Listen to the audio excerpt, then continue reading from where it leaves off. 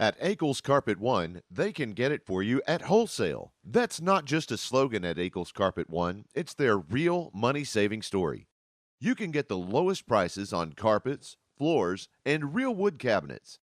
They have nationwide buying power, low overhead, and local ownership that make all of this possible. Don't shop at the home centers or online when you can shop local and get the best wholesale prices.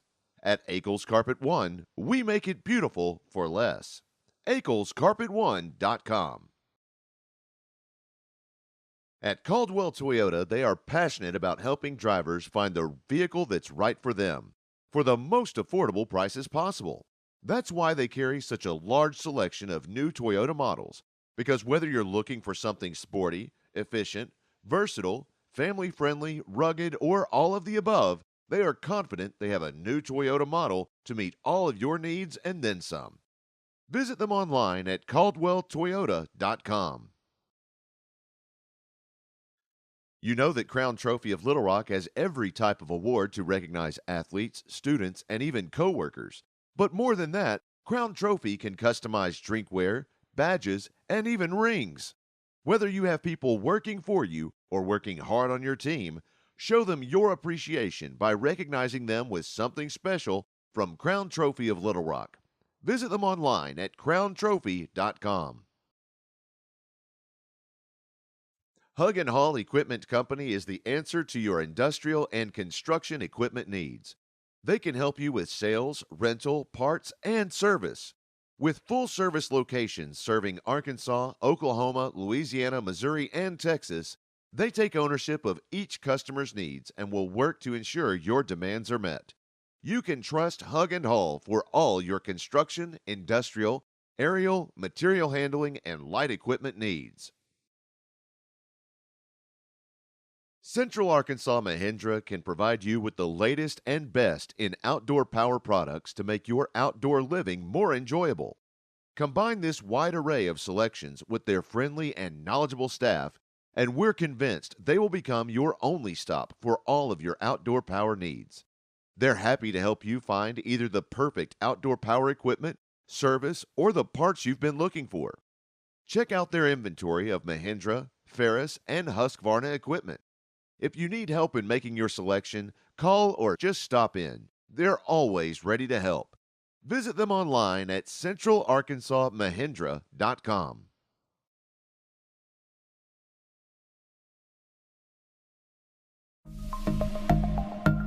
After 14 years at Pulaski Academy, I have never failed to be amazed and comforted by the community and resources that I have been provided with. I do not believe I would be the student I am today were it not for the knowledge and opportunities PA's academics have provided me with. My teachers have been a major part of my leadership development and overall experience here at PA, as they have been some of the most encouraging and loving mentors I have ever known. Whether it be the state-of-the-art theater department, the dance team, sports games, or student organizations, I have been provided numerous opportunities to develop communication skills and relationships that I am truly grateful for. My name is Caroline Perry, and I am a senior at Pulaski Academy.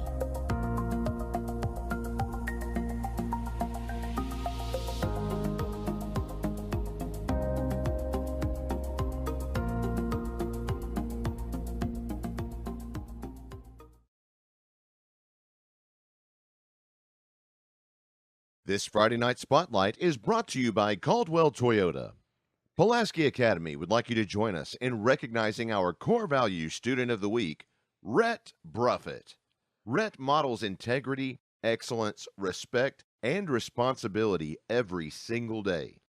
Bill Toppich says that Rhett is one of the most conscientious and honorable students that he has ever had the privilege to teach. He is dedicated to his academics and supports his fellow students in all their endeavors. Congratulations to Rhett Bruffett for being named our Core Value Student of the Week. Our Core Value Student of the Week is brought to you by Caldwell Toyota. Just another way Caldwell cares. Senior Hudson Cardwell is the Bowen Heffley Orthopedic Student Athlete of the Week. Baseball coach Billy Adams says that Hudson has always done a fantastic job of balancing his academic work with baseball. Coach Adams is very proud of how hard he works both on the field and in the classroom, and can't wait to see the success Hudson has this year and throughout college. Please join us in congratulating Hudson Cardwell, the Bowen Heffley Orthopedic Student Athlete of the Week.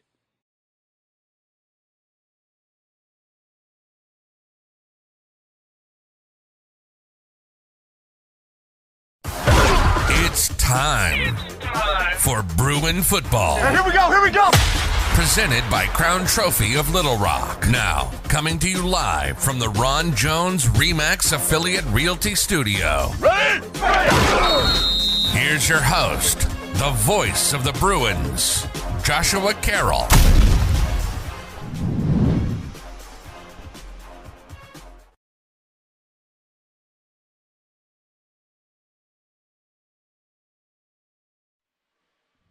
There we go. All right, welcome everybody to Joe B. Hatcher Stadium. I'm Joshua Carroll. Tonight I'm joined by both Garrett Benson and Blake Amsler. Good evening, guys. Hello. Good evening, world. We've got a great game just a few minutes ahead. We, of course, have the Pulaski Academy Bruins hosting the crosstown rivals, the Little Rock Christian Warriors. And should be a good game. We've got a couple of our key defense players that may or may not be seen tonight. So it could be a very high-scoring game. I would say you could change that could to would and is. It will be a high-scoring game. I mean, I think between both of these offenses, you're going to see what you hunger for in football. A lot of yards gained, a lot of big plays made, and a lot of people scrambling around trying to make something for their team. So it's going to be a great day. No kidding. Blake, what have you been up to? You said you've been missing out on all of our road trips and whatnot. I missed out on the road trips, but that doesn't mean I was missing out on PA Live. Well, I was watching. I was so glad to have the stream because I went down to Florida whenever. That was for the Russellville game, I guess. So I was you had a viewer in Florida in your Russellville game. So okay, yep. Nice. But excited to be back. Do you think you were the only viewer in Russellville, or in Florida? Or I doubt it. In Florida? I doubt it. Yeah. Okay. I think we're such a worldwide phenomenon these days. You know. I'll bet there's a few people even in Florida tonight. Yeah, I believe that. Probably. Let's find out. I honestly believe that. Yeah, I'm going to put it out. We're not going to put it on the screen tonight for historical purposes, but I will tell you right now, put this phone number in your phone because I'm not going to mention it many times this evening. But you can send us a text message at our Ron Jones RE/MAX Affiliates Realty live fan feedback at 501-570-6464. Send us your thoughts on the game. And of course, if you think we're doing a great job, if you think we're doing a bad job, that phone number is 501-555-0123. Yeah, mark that one down. Yeah. Yep. That's actually my phone number, so thanks. It's not you. It's me. Don't worry. I'm trying to convey something through the window to Popeye over here.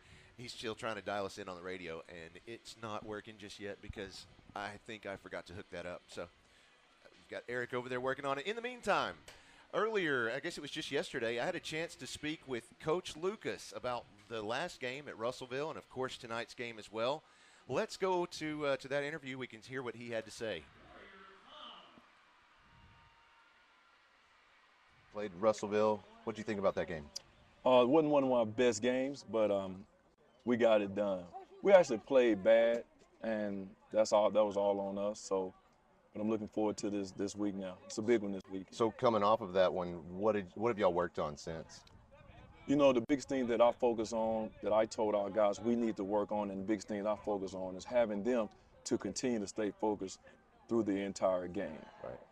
And playing a 48-minute game.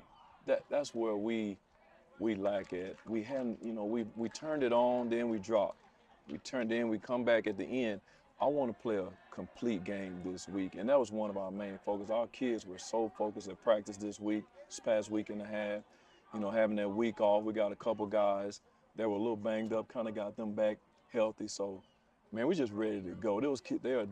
I think this week seriously has been, out of all of our games, overall as an entire week, has been our best week of practice so far this year.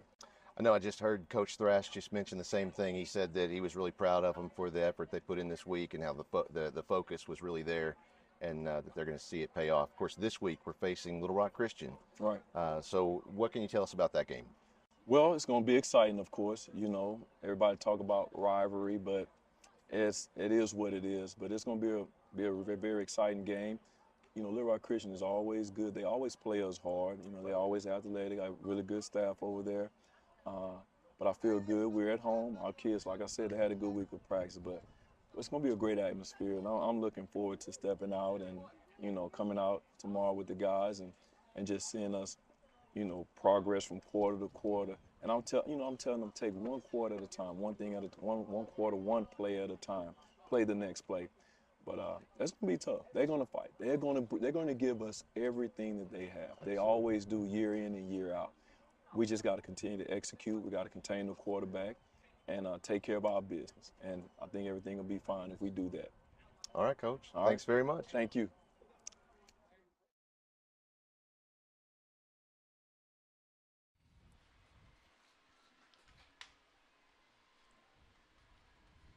All right, we are back. So, of course, one of the things, just to recap, one of the things that I heard Coach Thrash say yesterday that I thought was really interesting was that he was really happy with the effort and the dedication, I think was the word that he used, that the team really put in during practice the last 2 weeks. And, of course, we had a bye week this past week, so they've had 2 weeks to get ready for this one after I would put a lowercase W. The confusing win. Yeah, the lowercase W win. It's still a W, but, you know, it's one of those that's – I don't think anybody was real happy with that one, but it's like Coach Lucas said, he takes that, you know, he said it's on them. It's so they took that and ran with it. But the last 2 weeks they've been dedicated out here at practice every day, and he said, look, you put in the dedication during practice, you're going to come away with a win. Yeah, I think that was the biggest takeaway for me when I was talking to the coaches down there before the game was that, you know, obviously I don't think the team that throughout the first 3 games has been in a full-on 100% groove with each other yet. Right. And that's kind of showed on the field, but the sign to me of a good team is a team that can win when you're not in a groove fully, and then when you do find that groove is when you take that next step. Right. And so, you know, now that we're into conference play and we've gotten our bye week out of the way, like some of those weird first-of-the-year things are over. Now you're kind of getting into your rhythm of, like, practice during the week, game at the end of the week, weekend stuff that I need to do, get back to the grind, you know. And so you're getting in a real rhythm, and I hope it shows tonight on the field for the kids. Yeah, I think one of the biggest things is that if you have a team that can win, that has to face adversity at the beginning of the season, you can find out really quick if that team is going to have the potential to take it all the way. And the Bruins definitely faced a lot of adversity coming out with Kel Busby getting injured in one of the first games and having to sit out the rest of the game and us having to rely on our backup quarterback to make plays. I mean, that definitely adds a extra sense of confidence that you cannot find until that moment comes. So I would rather have that at the beginning of the season and have a couple of games that look iffy as opposed to just having all-out demolishing wins that don't really try either team in respect. Yeah, and it's nice to still get wins even when you are struggling and have those down games and go through all those, you know, tribulations that you're talking about. Like, still to come out with that win, at the end of the day, your team morale is still on its way up. It's trending upwards if you're winning. Yeah. You know, when you do take that loss during the week, like, the morale is going to go down. Everyone's going to be in a worse mood. You know, it's just how it's going to be for a full week until you get another chance to prove yourself. And that's the beauty of football to me is, like, whether it's NFL or college or high school or whatever, like, you're putting your pride and your team on the line on Friday or whatever your day is. And then if you don't get it done, you got to sit there for a full week and think about it every day and practice on it. Ponder over it. And then get the chance and the opportunity to come back out. But luckily the Bruins haven't had to get that way yet and have fought back. Well, one of the other things that's going to make this game feel a little bit more like we're stepping into a rhythm is the fact that it's 81 degrees outside instead of 91 or 101. So I think we'll see probably fewer cramps. Let's hope so. Let's hope so. Look, it might be 81 outside, but I can tell you what, the intensity that's going to be present tonight is going to be well over 101 degrees. Oh, no doubt. I mean, it's going to be hot and heavy out there, and these are two teams that want to win. Yeah. And these are two fan bases that want their teams to win. So Well, it's going to be a good time. Speaking of the fan base, I mean, just look at this crowd. I mean, I wish Popeye could hear me, but he can't right now. So I'm just going to wave him down and let's see the crowd. There we go. So for anyone who's wondering, I'm actually about to post a picture of Popeye on my Twitter. It's at Garrett, Garret _ Benson, B as in boy, ENSON. And that's on Twitter. Shouting out early. Oh, yeah. Get people on it, huh? He gets them in there. Look, I average like a follower a game right now. Yeah. Nice. So Hey, you're like we're saying, you're trending upwards. that's what it's about. That's it. So you can see, as you can see there, they've brought a big crowd. Let's go down to the field to join these two for the national anthem. Oh, excuse me, in the invocation. Holy Father, thank you for your presence here tonight. Thank you for the fun of sports. We praise you for this evening that you've created for us to enjoy. Thank you, God, for our school communities. Thank you for your perfect will that has placed each of us in this particular place at this particular time. We praise you, Almighty, for how you've made each of tonight's participants fearfully and wonderfully. I pray that we will use what you've created to bring glory and honor to your name. May your spirit fill the stadium in our hearts. May the words of our mouths and the meditation of our hearts be pleasing to you. May your kingdom come, may your will be done. We love you and pray all these things in the name of Jesus, the one who offers hope and redemption. Amen.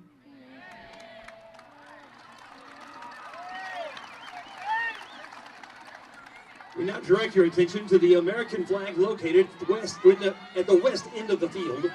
Please remain standing as PA junior Avery Harper and freshman Addison Pierce honor our country with the singing of our national anthem, The Star-Spangled Banner.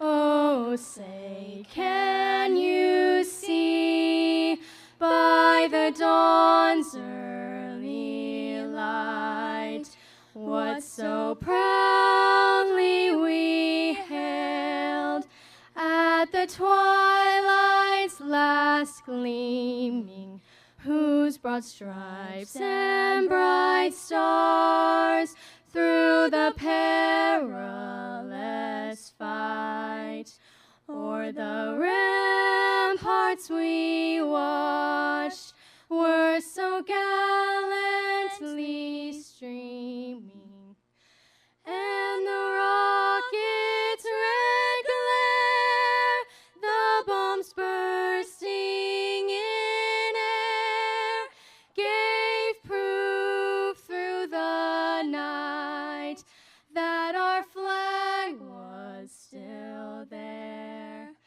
Oh, say does that star-spangled banner yet wave o'er the land of the free and the home of the brave?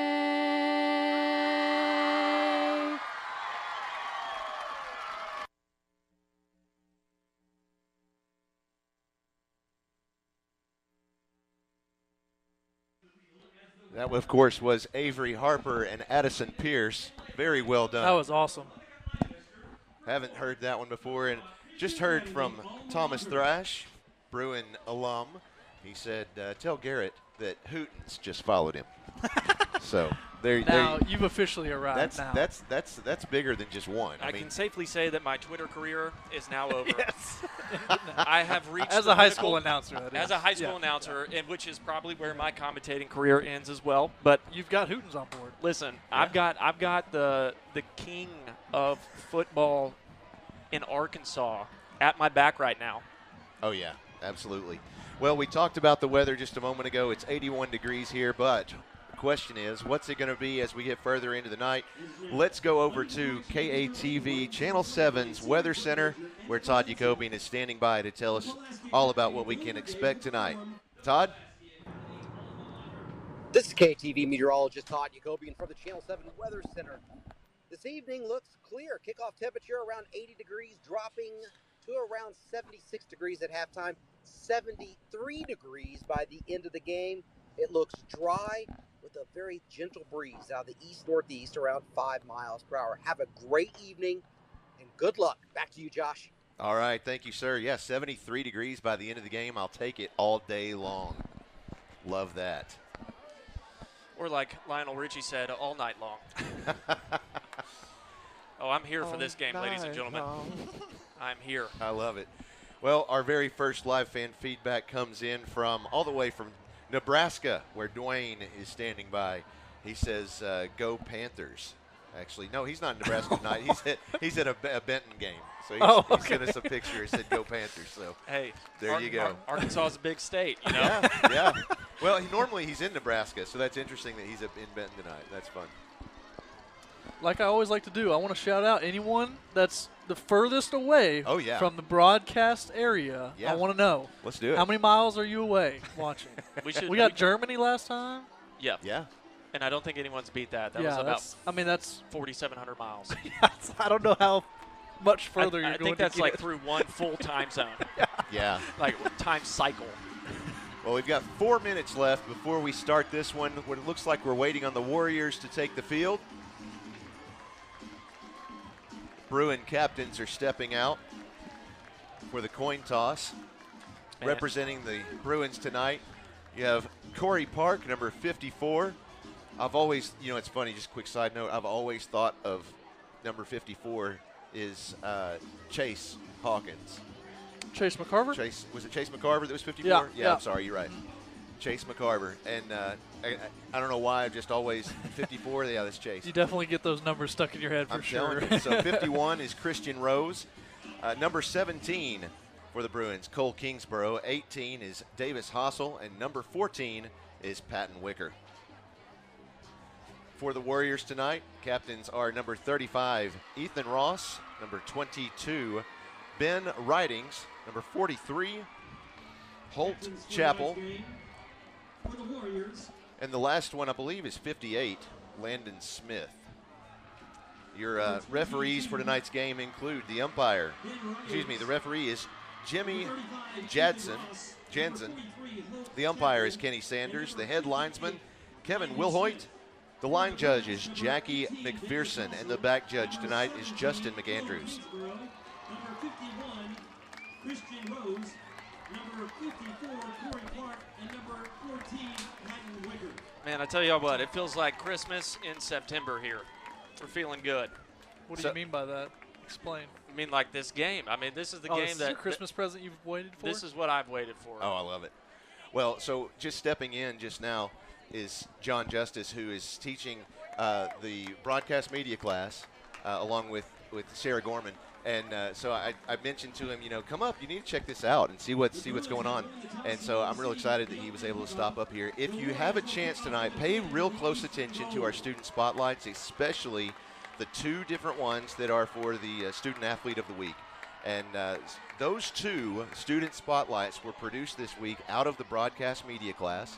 And what's cool about this, get this, they've got students in there, Blake, this is going to blow your mind. They have students from 8th grade through 12th grade in this class. You have, 35? 23.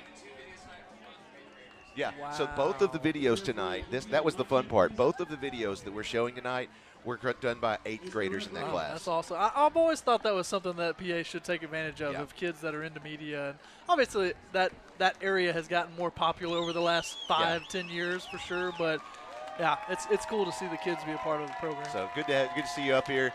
Check out these guys, watch what they're doing. They love it. It's a lot of fun. All right, the Bruins are coming around, getting ready to take the field. The banner tonight says, "You know the name, results are the same." And here come the Warriors.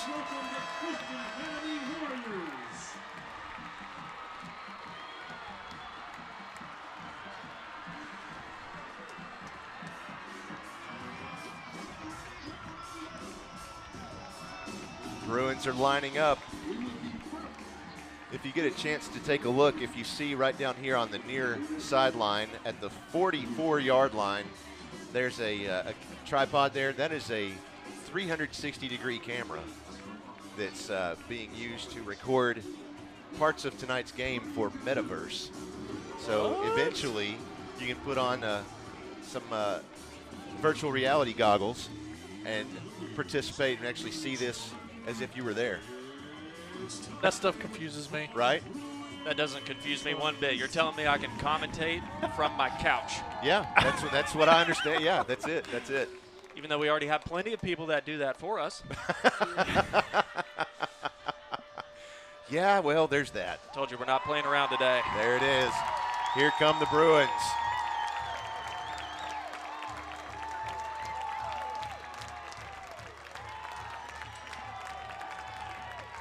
I was just watching that camera real closely. I don't know if anybody else cared, but I thought, that is a several $1,000 piece of equipment, and all these football players are just going to run right past it. Yeah. That's fun. Honestly, it reminds me of Star Wars. When little droid running around? Yeah. Yeah, it does. It's very, very futuristic. If it was floating, that would be very impressive. No, that's in 5 years. Oh, okay. Okay. Well, the Bruins will be set to receive to begin this game. We've got 12 minutes on the clock. It is the first quarter. We're about to kick this one off between the Little Rock Christian Warriors and the PA Bruins. By the way, that follow from Hootens comes with a free book. Oh, nice. Look, I love that. I love it. That's awesome. Why don't you already have one? Because it's not free until now. Thomas, I am a hardworking, paying customer. That's right, me too. Of Hootens football. I buy it the day it comes out. Absolutely. And we have liftoff. And this one's going to bounce right into the end zone for a touchback. So the Bruins will start their first offensive drive at their own 20-yard line. At their own 20-yard line. That's what I said. That's correct. just triple checking each other there. 100%. You know what? It is at their own. At their own. That's right. I do have a quick statistic here for everybody. Okay. Bear attacks, even though they are rare, if a bear attacks a human, you basically have a 1 in 2.1 million chance of surviving. Wow. So I'm feeling good about the game tonight. What about if a warrior is attacked That's by what a I bear? typed in. Instead, it gave me a human. Humans well, are warriors. Are basically, yeah. We're all warriors. Humans. Here's Busby in the shotgun. 4 receivers on the right, 1 on the left. A lot of movement. A lot of movement, and there's already a flag on the play. Looks like it's delay of game against the Bruins. He was not watching the play clock. Yeah, and the Warriors defense did a little shift into a different defensive position, and I'm sure that's not what we're used to seeing. I can say that because I've been to all the games. Same formation. There's the snap. Rolls out the left side. He's going to keep this one. He's across the line of scrimmage, across the 20, and he's brought down at the 25-yard line. It's a 5-yard gain. It'll be 2nd and 5. That was Preston Davis on the tackle for the Warriors. Bruins are moving fast, doing their up-tempo offense. He's an outstanding linebacker. I remember watching him as a freshman. Number 20 is a stud at linebacker. Twin receivers on either side. There's the snap. Tosses it to the right side. That's complete. And he is forced out of bounds. A completion was to Kenny Jordan. And the same linebacker, Preston Davis, from the middle, tracks down Kenny all the way on the edge. That's a really impressive play. Opposite of the first play of the game. 4 receivers on the left, 1 on the right. Now he's in motion. There's the snap, handoff to Jordan. He runs the left side across the line of scrimmage, pushes his way, fights for that extra 2 more yards after the initial hit. And that will be 3rd down. No, excuse me. Is that second already? Second. Yeah, he'd already flipped second it. And third. 2nd and 3. Good position for the Bruins here. 2nd and short. You got the whole playbook open. Run, pass, anything you want. 3 receivers on the left, 2 on the right. Empty set. There's the snap. Quick little shovel pass there over to Jalen McKinney. Runs to the right side of the field and is forced out of bounds. He grabbed a hold of that face mask, but the ref didn't see it. Yeah, sometimes those plays tied on the sidelines, you can sneak away with those things, and Addison Valley was able to do that there. Yeah, Coach Barnhill made sure that the referee knew that he missed that call. Yeah, you got to talk loud. It's loud down there. 3 receivers on the left, 2 on the right with an empty set for Busby. First and 10 for the Bruins, 10:55. There's the snap. He's going to keep this one across the line of scrimmage. And he gets wrapped up around the ankles and brought down after a 5-yard gain. That's Ben Ridings. Okay. They said someone else, but it was definitely number 22, Ben Ridings. 3 receivers on the left, 2 to the right. There's the snap for Busby. Immediately passes to the right side. The ball comes loose, and it is recovered by the Bruins. That pass was complete to Tyson McCarroll. He was hit hard, knocked the ball out of his hands, but he was able to jump on it. So they asked John Mark Charette there to actually be the single block man. And, you know, a lot of people look at that play, and that's a tough block. It's a one-on-one, and pretty much the defensive back knows it's coming, so he can easily make a move. 4 receivers on the left, 1 to the right, an empty set for Busby. 10:28. There's the snap. Again, a keep. He's immediately wrapped up at the original line of scrimmage. So no gain, fortunately no loss. That'll be 4th down, 5 yards to go for the Bruins. Yeah, not a good job by the offensive line there. There's a really light box, like a 3-1 box there that we weren't able to block up. We should have gotten more yards out of that.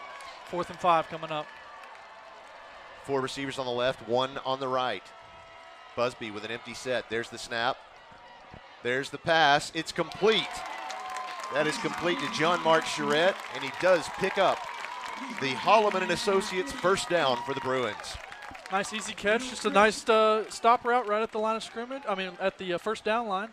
Picked it up. Keep the chains moving. 9:49 left in the first quarter. 3 receivers on the right, 1 on the left. He has, I believe that is Kenny Jordan on his right side. There's the snap, handoff to Jordan. He goes to the left side, back up the middle. Still on his feet when he goes across the 25-yard line. Yep, they're going to call that another first down. Yeah, whenever you see the defense lined up like that, with everyone lined up on the line of scrimmage and one line across, they're bringing a lot of pressure, obviously, but if you can get the ball carrier through that first line, there's a lot less people in the secondary, and usually creates a big play if you can get past it. 3 receivers on the right, quick handoff again to Jordan, and he is pulled down by the back of his helmet. Looked like it was Ethan Ross that came through on the defensive line for LRCA. Brought him down. That's a big loss. 2nd and 16 coming up. 15. Clock is counting. 9 minutes left in the first quarter. From an empty set for Busby, he has 3 receivers on the right, 2 on the left. There's the snap.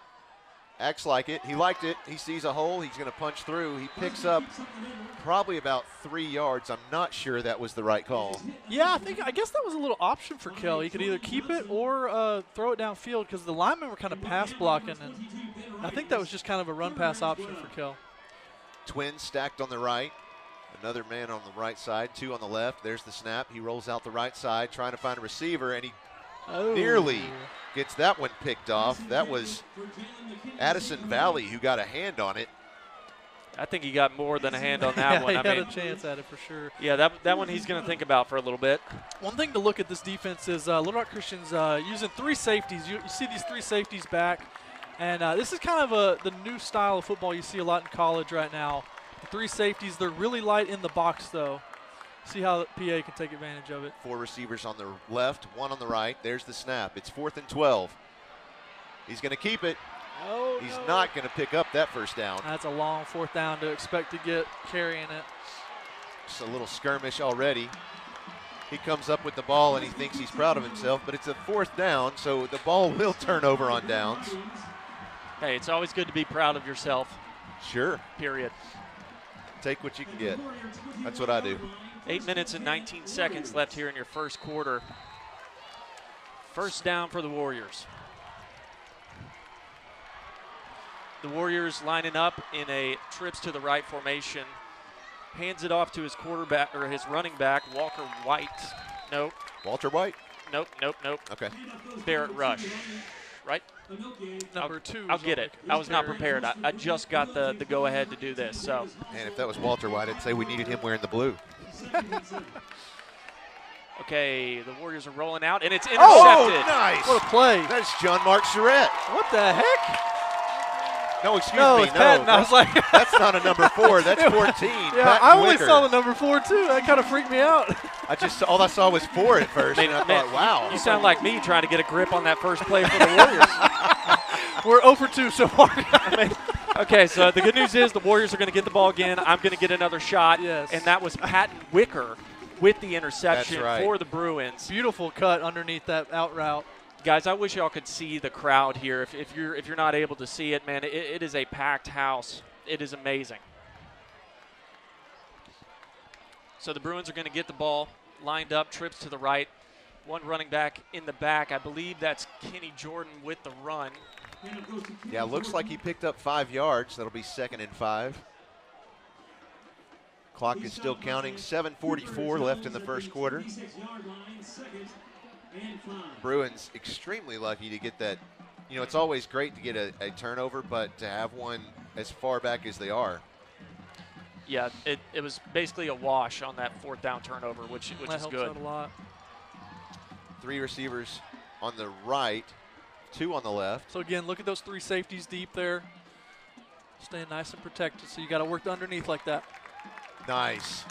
Tyson McCarroll. Completed pass to Tyson McCarroll. He picks up another Holloman and Associates first down. And Coach Thrash, as offensive coordinator in this offense, is going to have to be able to take those 5-yard catches and let them run after the catch against this, because you'll see that kind of, they call it an umbrella coverage, that they're just kind of staying back in. Got to work underneath it. He has 2 receivers on the left, 3 to the right. Quick handoff to Kenny Jordan. He cuts up the middle, takes out the referee. Yikes. He gets up, looks like he's all right. Yeah, he's been there before. No, it's all part of the game. Nothing. Hey, I mean, it makes it more of a football game when the referee gets involved. He may need to think about it a little bit. That was Yeah. a lot of people on him too. Well, it wasn't just Kenny. Well, and if you think about it, you know, everybody else out there is wearing helmets and pads. He's not. He's got nothing. So Todd Ross, our athletic trainer, is going to go over there and check him out. Yeah, so I think Popeye's about to give us a view of the crowd here. And you can see all the way lined up, all the way down to the other end zone. We have people. And then we have fans filling the stands going all the way down to the other end zone, where we have people who have brought out their lawn chairs to participate in tonight's game. There's folks sitting behind both end zones and all along both sidelines. So it's definitely a packed house here at Joe B. Hatcher Stadium at Pulaski Academy.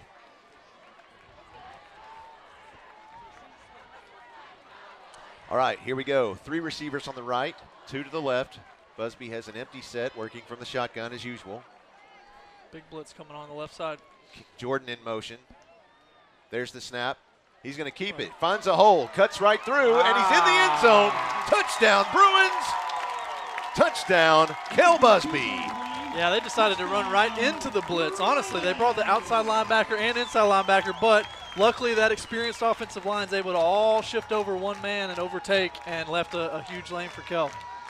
Yeah, see, and that's one of those things that that's why I love when Blake is here, because he's able to see those things, and it is a work of art. I mean, those holes and gaps, they don't just open up; they are created, and very rarely does one just magically happen. They set up for the 2-point conversion. Jordan in motion, now twins on the right, twins on the left. Quick handoff to Jordan. He cuts up the center, and he's in the end zone. The Bruins take an 8-0 lead with 6:22 left in the first quarter. Let's take a short break. We'll be right back with more Bruin football in just a moment. Senior Hudson Cardwell is the Bowen Heffley Orthopedic Student Athlete of the Week. Baseball coach Billy Adams says that Hudson has always done a fantastic job of balancing his academic work with baseball. Coach Adams is very proud of how hard he works both on the field and in the classroom, and can't wait to see the success Hudson has this year and throughout college. Please join us in congratulating Hudson Cardwell, the Bowen Heffley Orthopedic Student Athlete of the Week.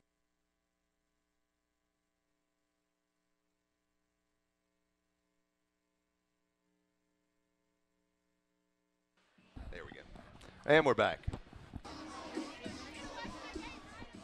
So just in that first back and forth between the Warriors and the Bruins.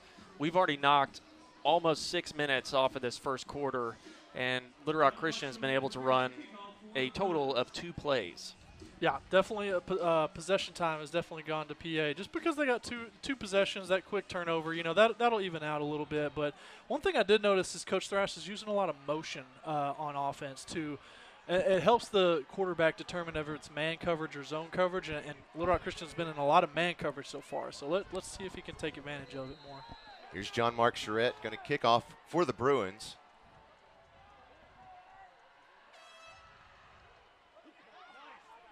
No bounce there. Looking for that bounce after about 10 yards, but didn't see anything.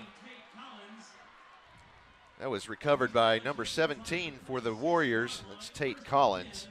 This coming in from our Ron Jones RE/MAX affiliates live fan feedback.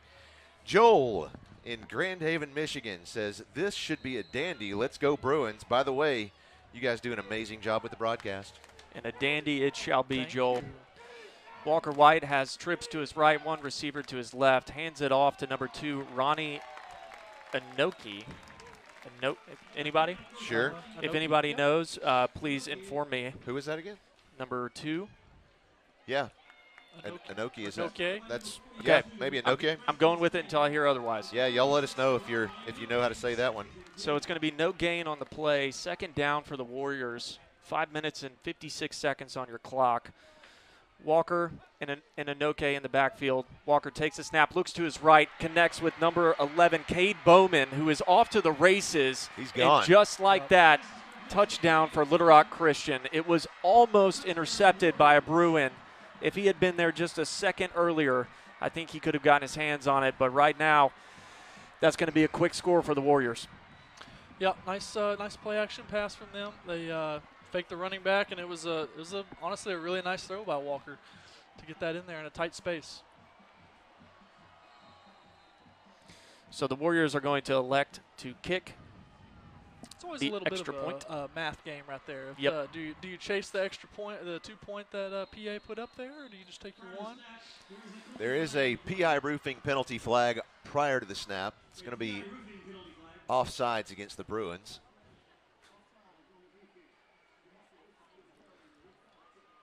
We're going to retry the kick.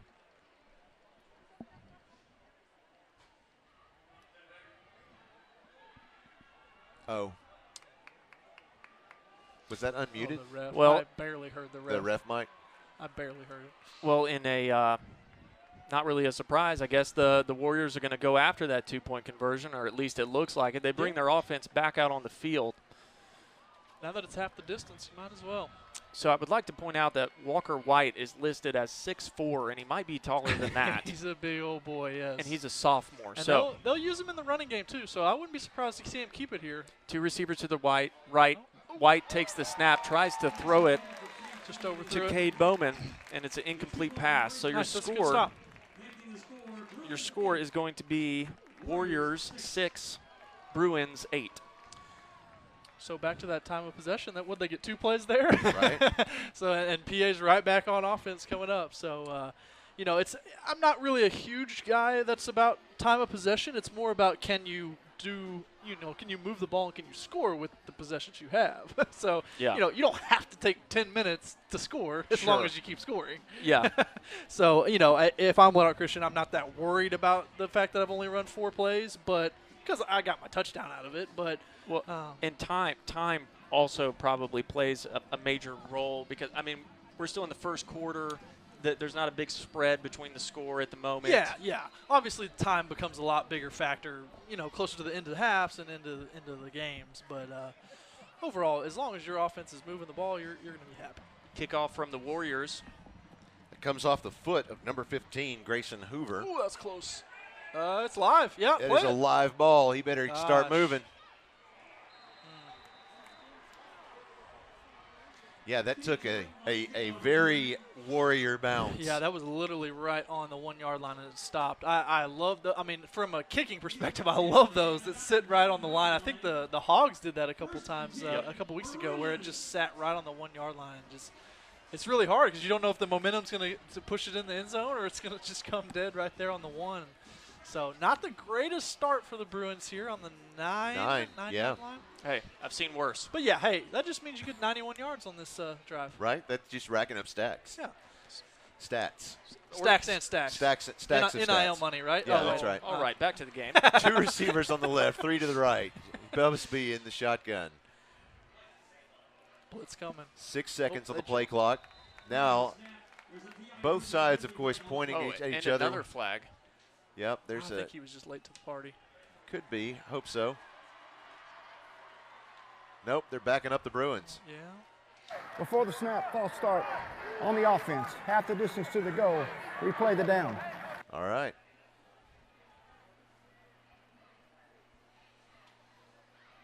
And, of course, coming from your referee tonight, that's Jimmy Jansen. Backing out of their pressure here. Kell's going to keep it. Runs up the center, cuts it to the left just a little bit, gets right back to where they started.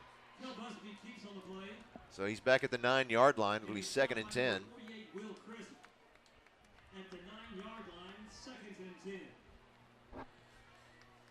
Looks like they're going to run a very similar formation. You've got twins on the left, triplets on the right. There's the snap. Looks to the right side. Has some time. Gets that one off, and it is caught. That is Jalen McKinney, and he is forced out of bounds at the 19-yard line. Right on the line. I don't know if they'll give it to him or not. We're going to find out. The ref is signaling a first down. Yep, they're moving them. All right. Those are those plays you're going to have to take against this defense is take your 5-yard catch and turn it into 9, 10 yards and use that.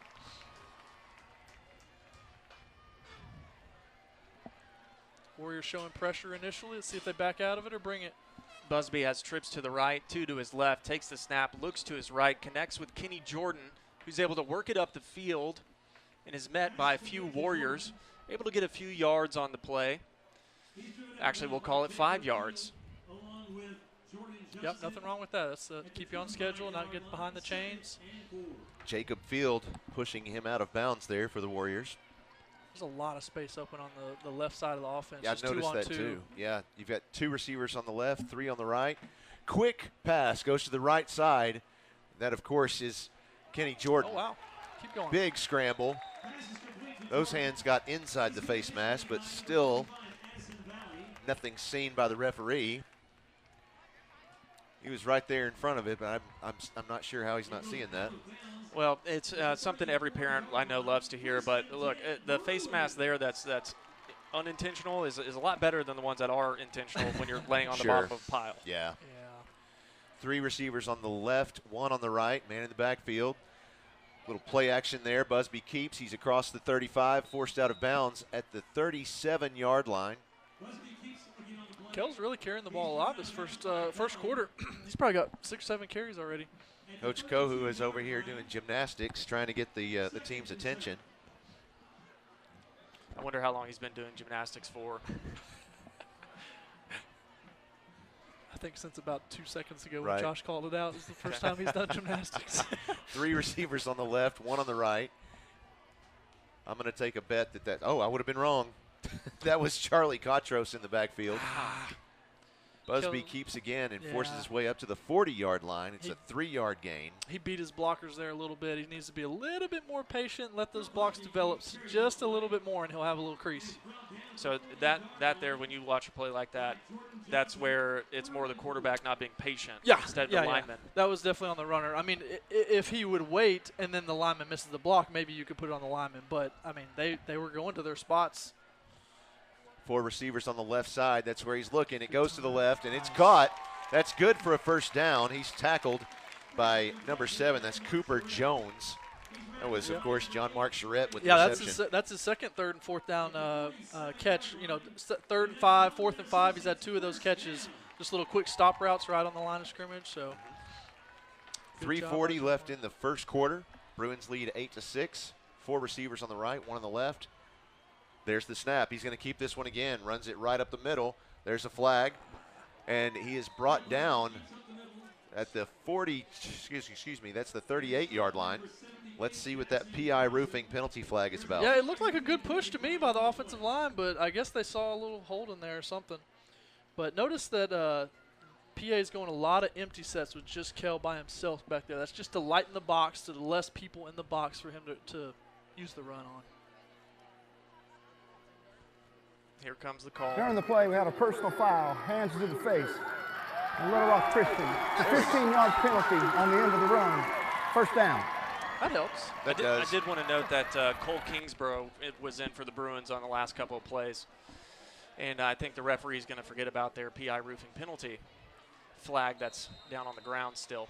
Oh yeah, they left it. Hey, you might want to have Chris mention there's a flag on the – oh, he's got it. He's got it. Man, that's the same referee that took got that hit shot. earlier. Yeah, he looks fine. He's ready to roll. Yeah, he's got his form on his jog down. He exercises. Probably as much as I do. I mean, doing those 12-ounce curls. Oh yeah, those are big deals. And gymnastics. 3 receivers on the right, 1 on the left, 1 man in the backfield for Busby. There's the snap. Rolls out the right side, then a handoff to Kenny Jordan. He cuts the left, dodges 1, dodges another, and forces his way to pick up the Holloman and Associates first down for the Bruins.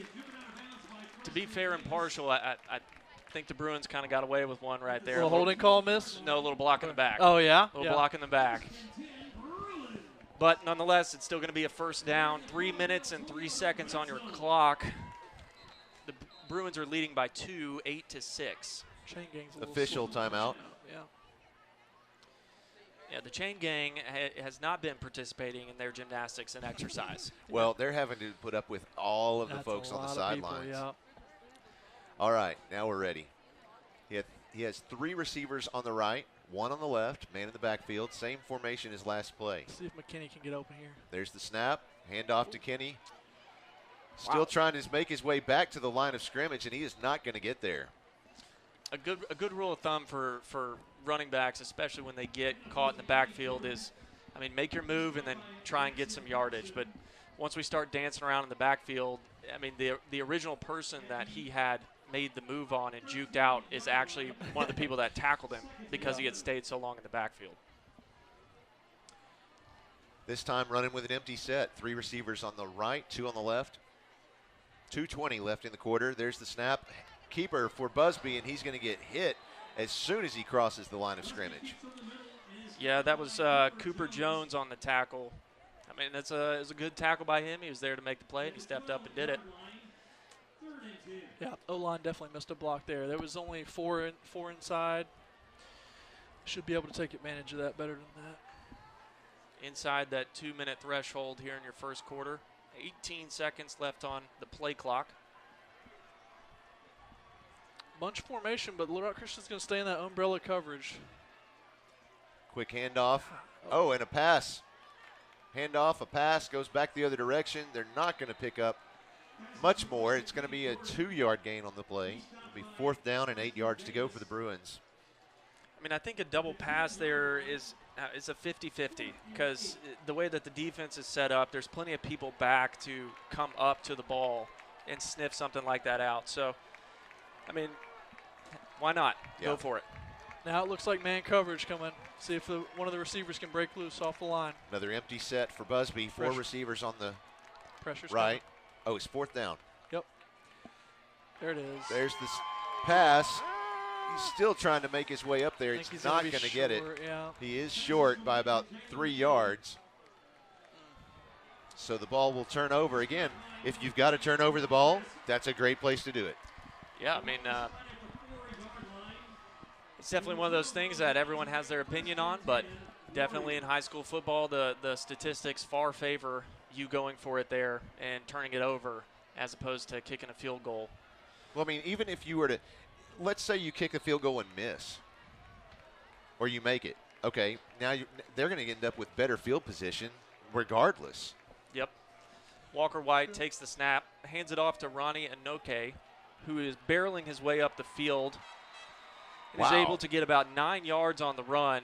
He was determined to squeeze every yard out of that run that he could. That is going to move the chains for a first down. You got 20 seconds left in the first quarter.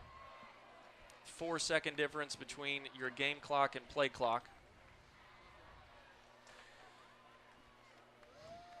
And it looks like we're all talking about how our homework and tests went today. Well, we did have live fan feedback coming in from Roger and Jenny Cole, and they were saying, check it. I do believe Walker White is a junior, but I'm looking here at their roster, and whether they've updated it or not, or maybe he was a sophomore last year and he is again this year. I don't know, but well, on the roster, he's listed as a sophomore. Quarterback, 6'4", 220. I can definitely attest to the fact that if he is a freshman or a senior, he's a large human. Right. 6'4", 220, yeah. Yeah, that's a little bit bigger than me. I'm at peak stats right now. 6'2". If you like look 160. If you're looking at that shot right there, you'll see many of the student section. They're wearing all white and they're covered in paint. That's their tradition that they do every year of one of the games. They'll have throw paint at each other, and so they came out here, had a big tailgate, and they are covered in paint. Their heads, their hair, their faces, arms, legs, clothes. Yeah, it sounds like a fun time. I just. Yeah, it's a great attestation to the Blue Man Group and all the music that they have created. It's fantastic. So we're going to start your second quarter here of the fantastic night of football. The lights are shining bright. The breeze is nice and cool. And here we go, ladies and gentlemen. Round 2. White takes the snap, looks to his left, throws it short. So it's going to be an incomplete pass. His intended target was number 3, Cooper Longworth. And the ground did a great job of defense there. So it's going to be 2nd and 10 for the Warriors. The Warriors set up. White running back to his right, hands it off to Inoke, who was able to work it up. It was Miles Ward with the tackle. Oh, hold on, everybody. It was Miles Ward. Miles Ward. Yes. 3rd down for the Warriors. The Warriors set up quickly. White hands it off to Inoke. Oh, they stopped him. I need to get a sounder or something, one of those things. And it's Miles. We do not need to give you the permission to use that. Did I miss something here? Okay, so a couple of games ago, I accidentally gave a credit for a tackle to somebody else. And he said something to me about it. Oh, okay. So we made sure that we're going to make sure he gets every tackle that he makes. So it's going to be 4th down for the Warriors. They're setting up like they're going to punt it.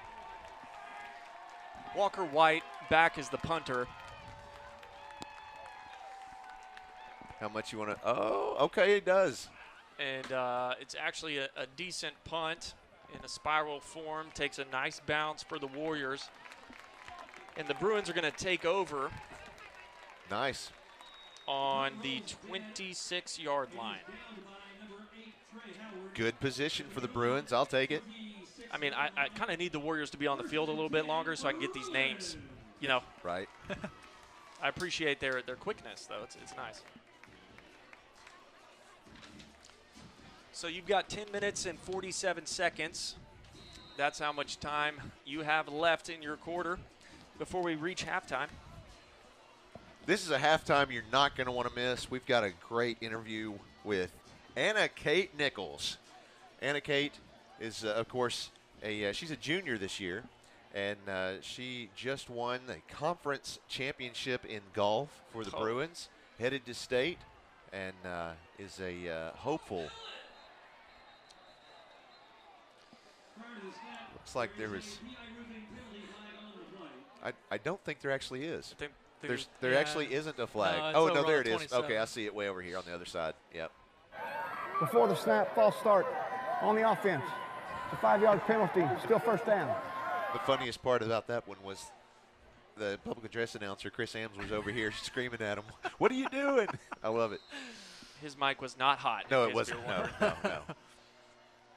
All right, from an empty set, he has 2 receivers on the left, 3 to the right. There's the snap, looks to the right side, has a little bit of time, and he goes down. I don't understand how I am 50 yards away from this play, and that referee is 5 feet away, and I can see those hands going straight to the eyes. I mean, some of it is, in all honesty, some of it is a judgment call, because once you start calling that, then the expectation is going to be that you are going to continue. So it's I don't know, as a viewer, yes, you're going to be sitting here and be frustrated about it, but then you're still going to be frustrated about it if they don't ever call it again, right? Yeah. There's the snap from an empty set. He goes to the right side. It is complete to Tyson McCarroll, and he's brought down after looks like almost a 5-yard gain. That's a long throw for 5 yards. Was. But because of their previous position, that brings him to 3rd down and 8 yards to go. Another empty set for Busby. He has 3 receivers on the left, 2 on the right. There's the snap. Goes to the left side. Oh, no. Pass is complete to Jalen McKinney, and he is not going to make any more forward progress from where he stood when he caught it.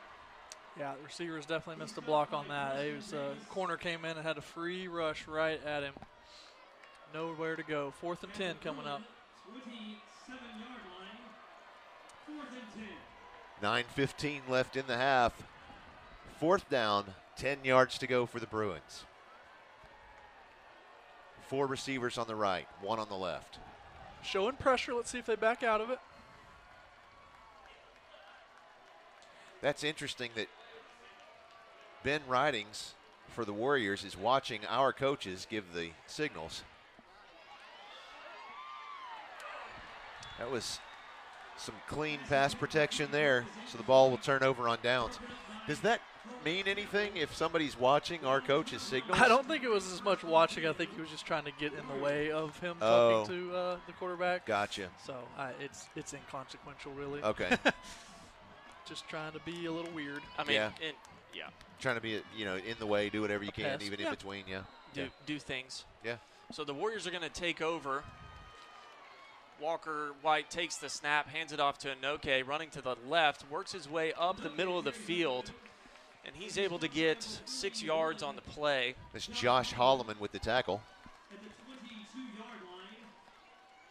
So the Warriors are going to be working out at the 22-yard line. They're taking the ball left to right from our perspective.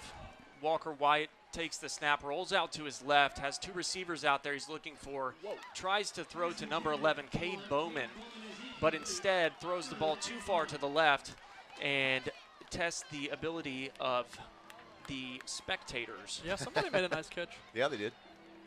So it's going to be 3rd down for the Warriors. Looking over to the sidelines, getting the play. 8 minutes and 22 seconds on your clock. Look for that play action pass with a slant right behind the linebackers here. White, 2 receivers to his right, 1 to his left. He fakes a handoff, makes a move, makes 2 Bruins miss. Picks up the 1st down. He does pick up the 1st down, and it looks like number 41, Josh Holloman for the Bruins, was able to grab him by the shoestrings and introduce his face to the turf. So I'm noticing for the Bruins, Hunt Harrison's out there with a massive cast on his right arm. We have a flag. Yeah, I think Hunt actually had surgery on his hand a week or 2 ago. Before the snap, false start. Little Rock Christian. 5-yard penalty. 1st down. I wasn't even totally aware that they were set yet. They barely got there, yeah. White in the backfield. Inoke standing to his right. 1 receiver to his left, 2 to his right. Fakes a handoff to Inoke. Looks to the right. Oh, nice. That was Harrison. Got his hand up there, knocked it down. Club. Yeah, his hand and his cast. I'm not sure which hit it. Now he knows what it's going to feel like to get hit with a ball. So now he can park that in the back of his mind. Yeah. So it's going to be an incomplete pass, 2nd and 5. It's actually 2nd and 15. 2nd and 15. You need to tell your dad he's wrong. That I will not worry about him. that hit to the hand is not going to phase him. That kid is tough as nails. White hands it off to Inoke, who is standing to his left. Nice job by Peyton Adams there at nose guard. Got off the block, made the running back shift out to another gap and made the play. So 3rd and long here. They can still get the 1st down at the 2-yard line, but they're probably going to be looking to get to the end zone realistically. So they're going to take Inoke out and bring in Cooper Longworth. And he's been able to make a play for the Warriors so far. 7 minutes and 20 seconds on your clock. It is running. So bunch set here. Look for the receivers to run out routes and see if they can get outside. Walker has Cade Bowman to his left, looking. He's going to keep it, running up the field, gets the first down. And the touchdown. Yep, he's in. Unless they say he was down. Let's see. I think I saw a touchdown on the other side. Okay. Yeah, they've already signaled a touchdown, so it's going to be a touchdown for the Warriors. Number 7 for the Warriors, Cooper Jones, just came out on the field without his helmet on. I'm 99% sure you can't do that. So it's going to be 12-8. The Warriors are leading. 7 minutes and 3 seconds left here in the second quarter. The Warriors are going to elect to go for 1 unless if they get a false start. There's the snap. It is up in between the uprights. Officials say it's good, and it's good. To me, that's where Whiteside is dangerous. The most dangerous is when he's on the move like that. Yeah. I mean, it's unplanned. It's a passing play that gets called that he's going to scramble on after a couple seconds, and it's really hard to plan for as a defense. And like we said earlier, he's such a big body to take down, and he's got a really big, legs and hips. It's hard to bring a guy like that down. Yeah, especially when once they get moving. Yeah, I mean, once that momentum. it is hard, especially when he is much larger than other guys, and as a corner, because on that play we had number 22, Walt Smiley, trying to be the last effort to stop him, and I mean he just got swallowed. Yeah, so there's a lot of green space to take up that it's really hard to bring down one-on-one. So your score is 13-8. Again, 7 minutes and 3 seconds left in your quarter. So apparently we're going to do a media timeout. I'd love to know, how do you do that? I think you just walk out there and do it. I mean, I think I could do it. Just walk out there and say, hey, we're going to do a media timeout here. I've actually asked about that several times, and I can't get a solid answer. Just got to be assertive like that guy. Just grab somebody, tell them, here, wear a red hat, and let's go. Yep. Warriors ready for the kickoff. Grayson Hoover kicks it about to the 7-yard line. That's received by Jalen McKinney. He cuts up through the 40, the 45, still on his feet at the 50 is where he comes down. Nice. It's about let's see, what is that? About a long way to go. That's about a 35-yard run, I'm guessing. Hey, let me tell you, that's a jump, skip, and a hop right to the 50-yard line. All three. I mean, you can't say that Jalen McKinney is not talented. It just took 5 guys to bring him down. I thought it was 4, but there was actually another Warrior who was a part of that 1 and 2.1 million that loses. So it was a great effort by both teams, and the Bruins will take over on the 50. Bruins running out there. This is going to be an interesting swinging goer. Yeah, swinging gate. Thank you. Excuse me. Got to burn a timeout. Warriors. Oftentimes that's Before the play, timeout. Little Rock Christian. Oftentimes that can be kind of almost the only reason that you call some weird play like that is to get them to burn a timeout. Obviously, if it looks right, and you'll run it, but another side benefit is they waste a timeout to get set. Well, that is their very first Hug and Haul timeout of the game. So Bruins still have all of theirs. Did we just have a light go out somewhere? It looks fine. I don't know. Last game you were talking about lights way off in the distance. Well, that was the aliens, but anyway. You could have sworn it was lightning. So it was. You okay? It was lightning. You okay? It was lightning. All right. It's getting weird up here in the booth. Yeah, you definitely don't need that soundboard. No. I am the soundboard. That is also a scary thought. 3 receivers on the right, 2 on the left with an empty set for Busby. 1st and 10 for the Bruins. 6:53 left in the half. There's the snap. Looks to the right side. Passes out there. It's complete to Jalen McKinney. He picks up, 3 yards? Yeah, and their defense is starting to come down faster on some of those stop routes. So see if we can take advantage of maybe a little stop and go and get past them. Same formation, 3 on the right, 2 on the left. There's the snap for Busby. Rolls out, looks to the left side. Passes there. Nice John Mark Charette with the reception, and he's forced out of bounds at the 41-yard line. Be third down, 1 yard to go. That was Jacob Field on the tackle. LRCA continues to be in man coverage, especially on this when they're 5 wide like this on the 2 receiver side down here on our side. They keep staying in man coverage. So look for them to maybe cross up a little bit and try to get them off their game and get someone open. Bruins are lined up, empty set. 3 receivers to the right, 2 to the left. Busby takes the snap, looks for a quick throw, and it is batted down by number 7 for the Warriors, Cooper Jones. So it's going to be an incomplete pass for the Bruins. So we're going to have 4th and 1. Goodness. Should you go for it here? Well, they are. Let's see if they use Kell in the running game again right here. Well, they've got Kenny in the backfield. I still think they might rely on Kell's legs here to get the first on 4th and 1. Yeah, motion him out. Nope. Bringing him back. All kinds of stuff. Maybe just trying to get him to jump. You got 10 seconds on your play clock. Busby has Kenny Jordan to his right. He hands it off to Kenny Jordan, running to his left, and is able to get the first down for the Bruins. So that's going to be a big, big play. Yeah, that's comforting to just rely on Kenny 4th and 1. Nobody even touched him through the line. Great job. I feel like the offensive line deserves a compliment. Absolutely. There. Yeah. Oh, I was giving it to him subtly. Yeah, yeah. Oh, yeah. Subtly. I'm saying I now recognize those things. Oh. Busby in the backfield alone, 3 receivers to his left, 2 to his right. First down for the Bruins. Gets the snap, rolls out to his left, seeing pressure. He was getting pressured by number 35, Ethan Ross. Kell Busby just decided to throw it into the ground. Yeah, they actually were trying to set up a screen pass on the right side. Kenny was a little late getting over there, and maybe one of their guys was grabbing on him to slow him down some, but they were trying to set up the screen, so that's why Kell had that early pressure on him. Ethan Ross, tight end. He's a junior at Little Rock Christian. He has a lot more energy and excitement about him than his Uncle Bob. Here comes the Bruins. He was a great painter. 3 receivers on the right, 1 on the left, 1 man in the backfield. There's the snap. Quick handoff to Kenny Jordan. He's up the middle, picks up, what is that, 7 yards? Yep.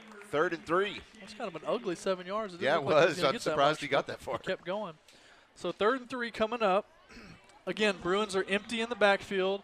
You could go with, you could use Kell's legs here. You could look for a quick stop route like they were. Maybe they take a little stop and go, stop right on the line to gain and then hit them afterwards. That's what I would do. 4 receivers to the right for Busby, 1 to the left. Takes the snap, looks to the right for Will Hawkins. It is caught, and he is immediately tackled by number 8, Trey Howard. Yeah, so they stayed with the stop routes like we were talking about. Nice and easy, pick up the first down. Just kind of, I'm sure they're just waiting and buying their time to set that up to where they like it. 5 minutes and 5 seconds on your clock. First down for the Bruins at the 25-yard line. 3 receivers to Busby's right. He takes the snap, runs it right up the middle, and he works it up to about the 20-yard line. We're going to have a flag on the play. I think it came out at the end over by the Little Rock Christian sideline. Yeah, I'm not sure what that's going to be. There was some guys locked up on a block, but it seemed somewhat legit. I don't know. Yeah, I mean, maybe a little bit late, I guess. But I don't know. I think more if it's 2 players, if it's they're both going at each other, and it was during the whistle. I don't know. We'll see what they call. PA seems happy. Personal foul, face mask on the defense. Oh, okay. It's a 15-yard penalty, half the distance to the goal. Yeah, so maybe they had grasped with the face mask of that receiver that I wasn't able to see from this far. Yeah. Yep. Well, that was definitely not what we were. No, that's not what I was thinking. So Busby has an empty set, 2 receivers to his right, 3 to his left, spread out all across the field. First down for the Bruins. Takes the snap, runs it right up the middle, has the daylight. Touchdown, Bruins. Yeah, still such a light box that we keep talking about. I mean, you look at the line and the linebackers, there's 3 down linemen, 1 linebacker, and their second linebacker and third linebacker are spread outside of the tackles, outside of the offensive line. So really, if you're an offensive line guy, you're thinking 3-1 is the defense that I'm going in. And I've got 5 blockers and a running back, or quarterback in this sense. But that's just such good numbers that they have to take advantage of. And it definitely pays off. So if you're wondering if Blake is right, just watch the game. Just live life and you'll know I'm Busby right. has 3 receivers to his left, 1 to his right. Takes the snap, rolling out to his right, looking deep in the backfield. Can't find anyone, and we just had a small collision. I think McKinney actually touched that ball, but it was really, really high, and he didn't bring it down. So yeah, another thing, and I think Josh pointed it out earlier. It's one of those things that when you see someone take a hit on the sidelines, that's just a spectator. One, you're not expecting it. Even if you see it coming, you're not expecting it. And then 2, you're also not wearing pads. And those face masks and helmets and pads don't bend lightly. So I hope everyone over there is okay. It's never a good time when you are unpadded. Nope. So that makes it 14-13. PA is ahead at the moment. 4 minutes, 38 seconds left in the second quarter. One thing I was talking with the coaches before the game was that the fact that, and it was kind of made some of the headlines and stuff, is that PA has not recovered an onside kick yet this year. And we've kicked 2 so far. We kicked 2, I think. And so, at what point are those going to start hitting? I mean, you're bound to have some sort of good bounce at some point. So I just hope it's here for a huge momentum boost. John Mark Charette to kick off for the Bruins. There's a good one. Yep, come on. Got a nice bounce on it. It's any man's game. Yeah, who knows what's happening down there. Bruins say they have it. Yeah, Let's wait. There's still a scramble. It's like a moving ant pile down there.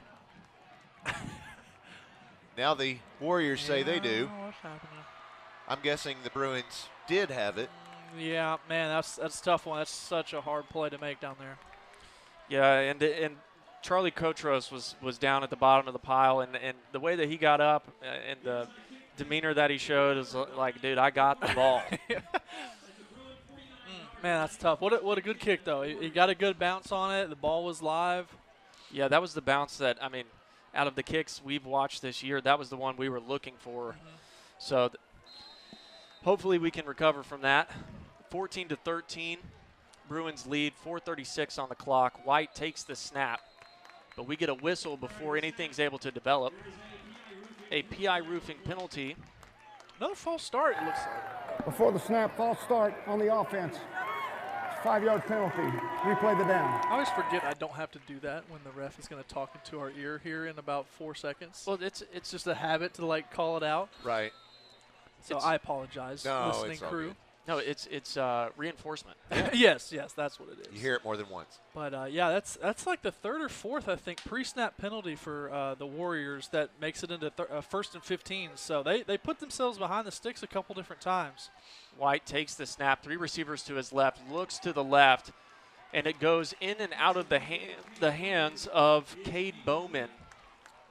Man, I will say that Walker's arm, you can tell, has got some juice to it for sure. That ball comes humming out of there. Oh, no doubt. I mean, it may be a little hot to the receiver there, but it does hit him in the hands, and so you can definitely tell there's some talent there. Yeah, there's no doubt he's able to sling the ball around. Cade Bowman's also listed as a sophomore, so he might not be used to it yet. White takes the snap. Anoke runs the ball up the middle. Yeah. Combination of Josh Holloman and Peyton Adams there on the tackle. Brings up a long 3rd and 12 coming. So maybe we see White's arm again here on 3rd and 12. Do they roll him out? Do they keep him in the pocket? The PA's probably going to bring some pressure with the blitz here. So, can the offensive line pick it up? Is White going to have time? 4 minutes on the clock. White takes the snap, has 3 receivers to his left, fakes a handoff to Anoke. Rolling out to the right, trying to find space, and he is brought down by the Bruins. You better mention it, Josh. That is number 29. Guess who that is? Miles Ward. Miles Ward. Great tackle out in space. You got to love that. He's excited about the tackle, getting up. I mean, there's nothing like looking out over your teammates and everyone's excited for the play that you just made, and you're excited for the play you just made for your team. Absolutely. 3 minutes and 30 seconds on your clock. If you're just now joining us, I want to just throw this out there. I was just asked this question. Who's on the broadcast? And I've got Garrett Benson with me and, of course, Blake Amsler. We're all 3 in the booth tonight. White takes the snap to punt. He had a good punt last time. They might be able to down this one. Well, bounce back a little bit. Yeah. Took a PA bounce. He almost got a stat in the stat book for putting it inside the 10, but instead we are going to take it at the 12-yard line. 3 minutes and 5 seconds on your clock. Bruins are leading by 1, 14-13. Again, I am the one and only, the main man with a plan for tonight's game, Garrett Benson. Oh, wow. It's already closed tonight. We forgot to mention it during the pregame show, but if you follow us on social media anywhere, whether it's LinkedIn, Twitter, Instagram, Facebook, you would have seen that perfect prediction link. We do it every week, and there is a $100 gift card on the line tonight if somebody guessed the final score correctly. That, of course, is brought to you. He's going. Sorry. No, you're good. I'll shut up for this any day. He's at the 20, the 15, the 10, the 5, touchdown.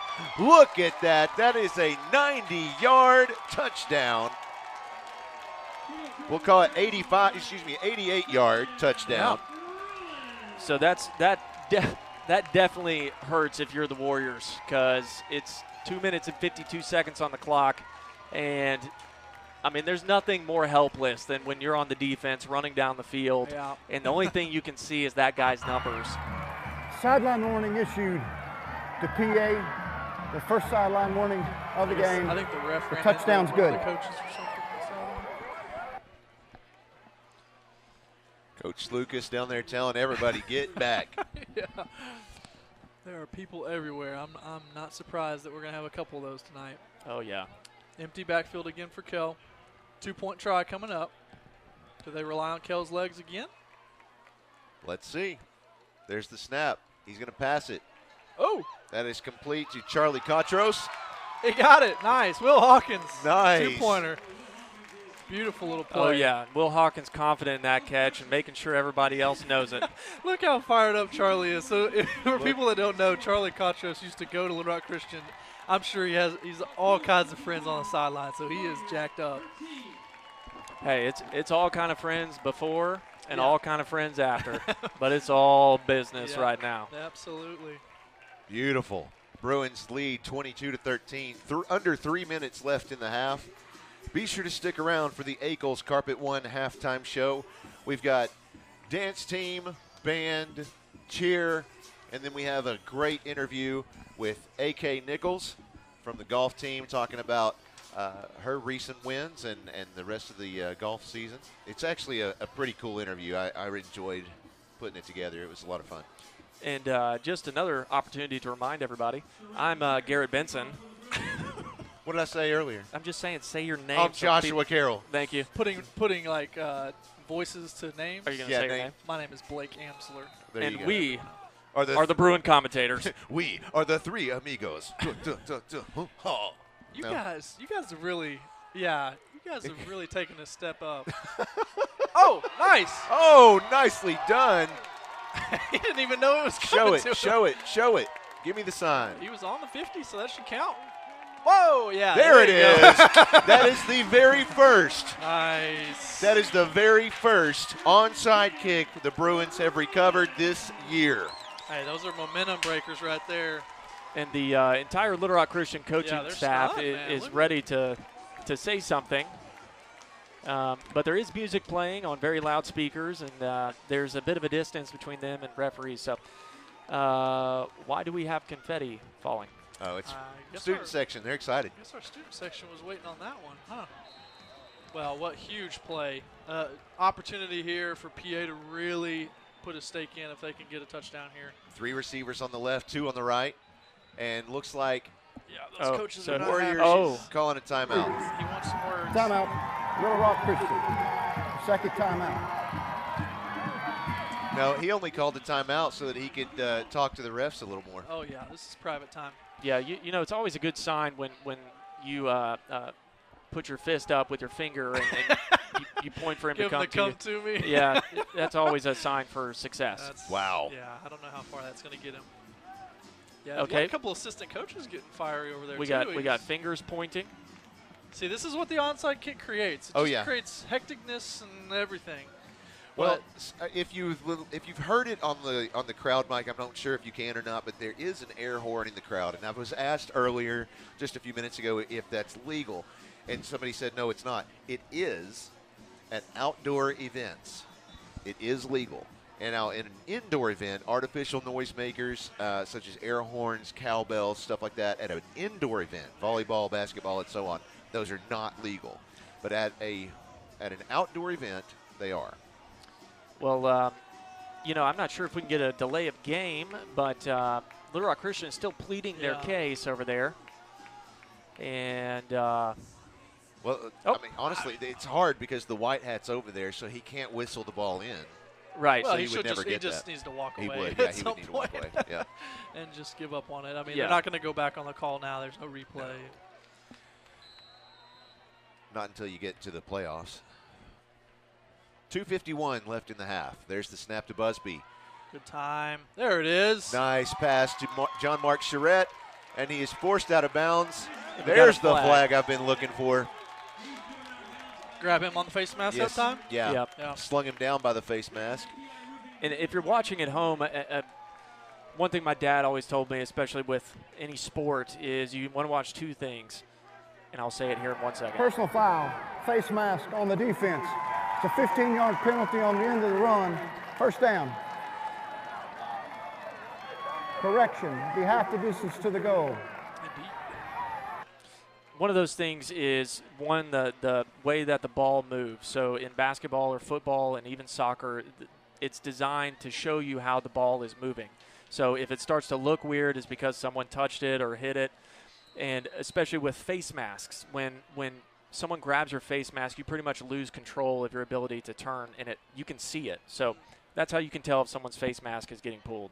There's the snap. Quick handoff or shovel pass there to I almost said Jackson McKercher. No, that's Jalen McKinney. Yeah, there was a quick penetration there by, I think it was the nose guard on Little Rock Christian. But the offensive line almost ran past him on the outside run and let him come through. So they need to clean that up a little bit. 4 receivers on the right, 1 on the left. Second down for the Bruins. There's the snap. Another quick handoff. He's up the middle at the 10, the 5, in the end zone. Touchdown, Bruins. Oh, we're going to – yeah, we got a flag down there, yeah. He just drove Kenny all the way out to the out of bounds. To the wall. After the touchdown. So it was See, and I think this all goes back to that onside kick recovery. Yeah, and you got frustration builds. You got a lot of frustration, and so now they're mad, and so they're going to end up making stupid mistakes like that. Yeah. Well, you have the face mask finally gets called. Yes. And then you have this frustration penalty. And finally is the right word. And so, like, I'm sorry, it is. It's that snowball is building for sure.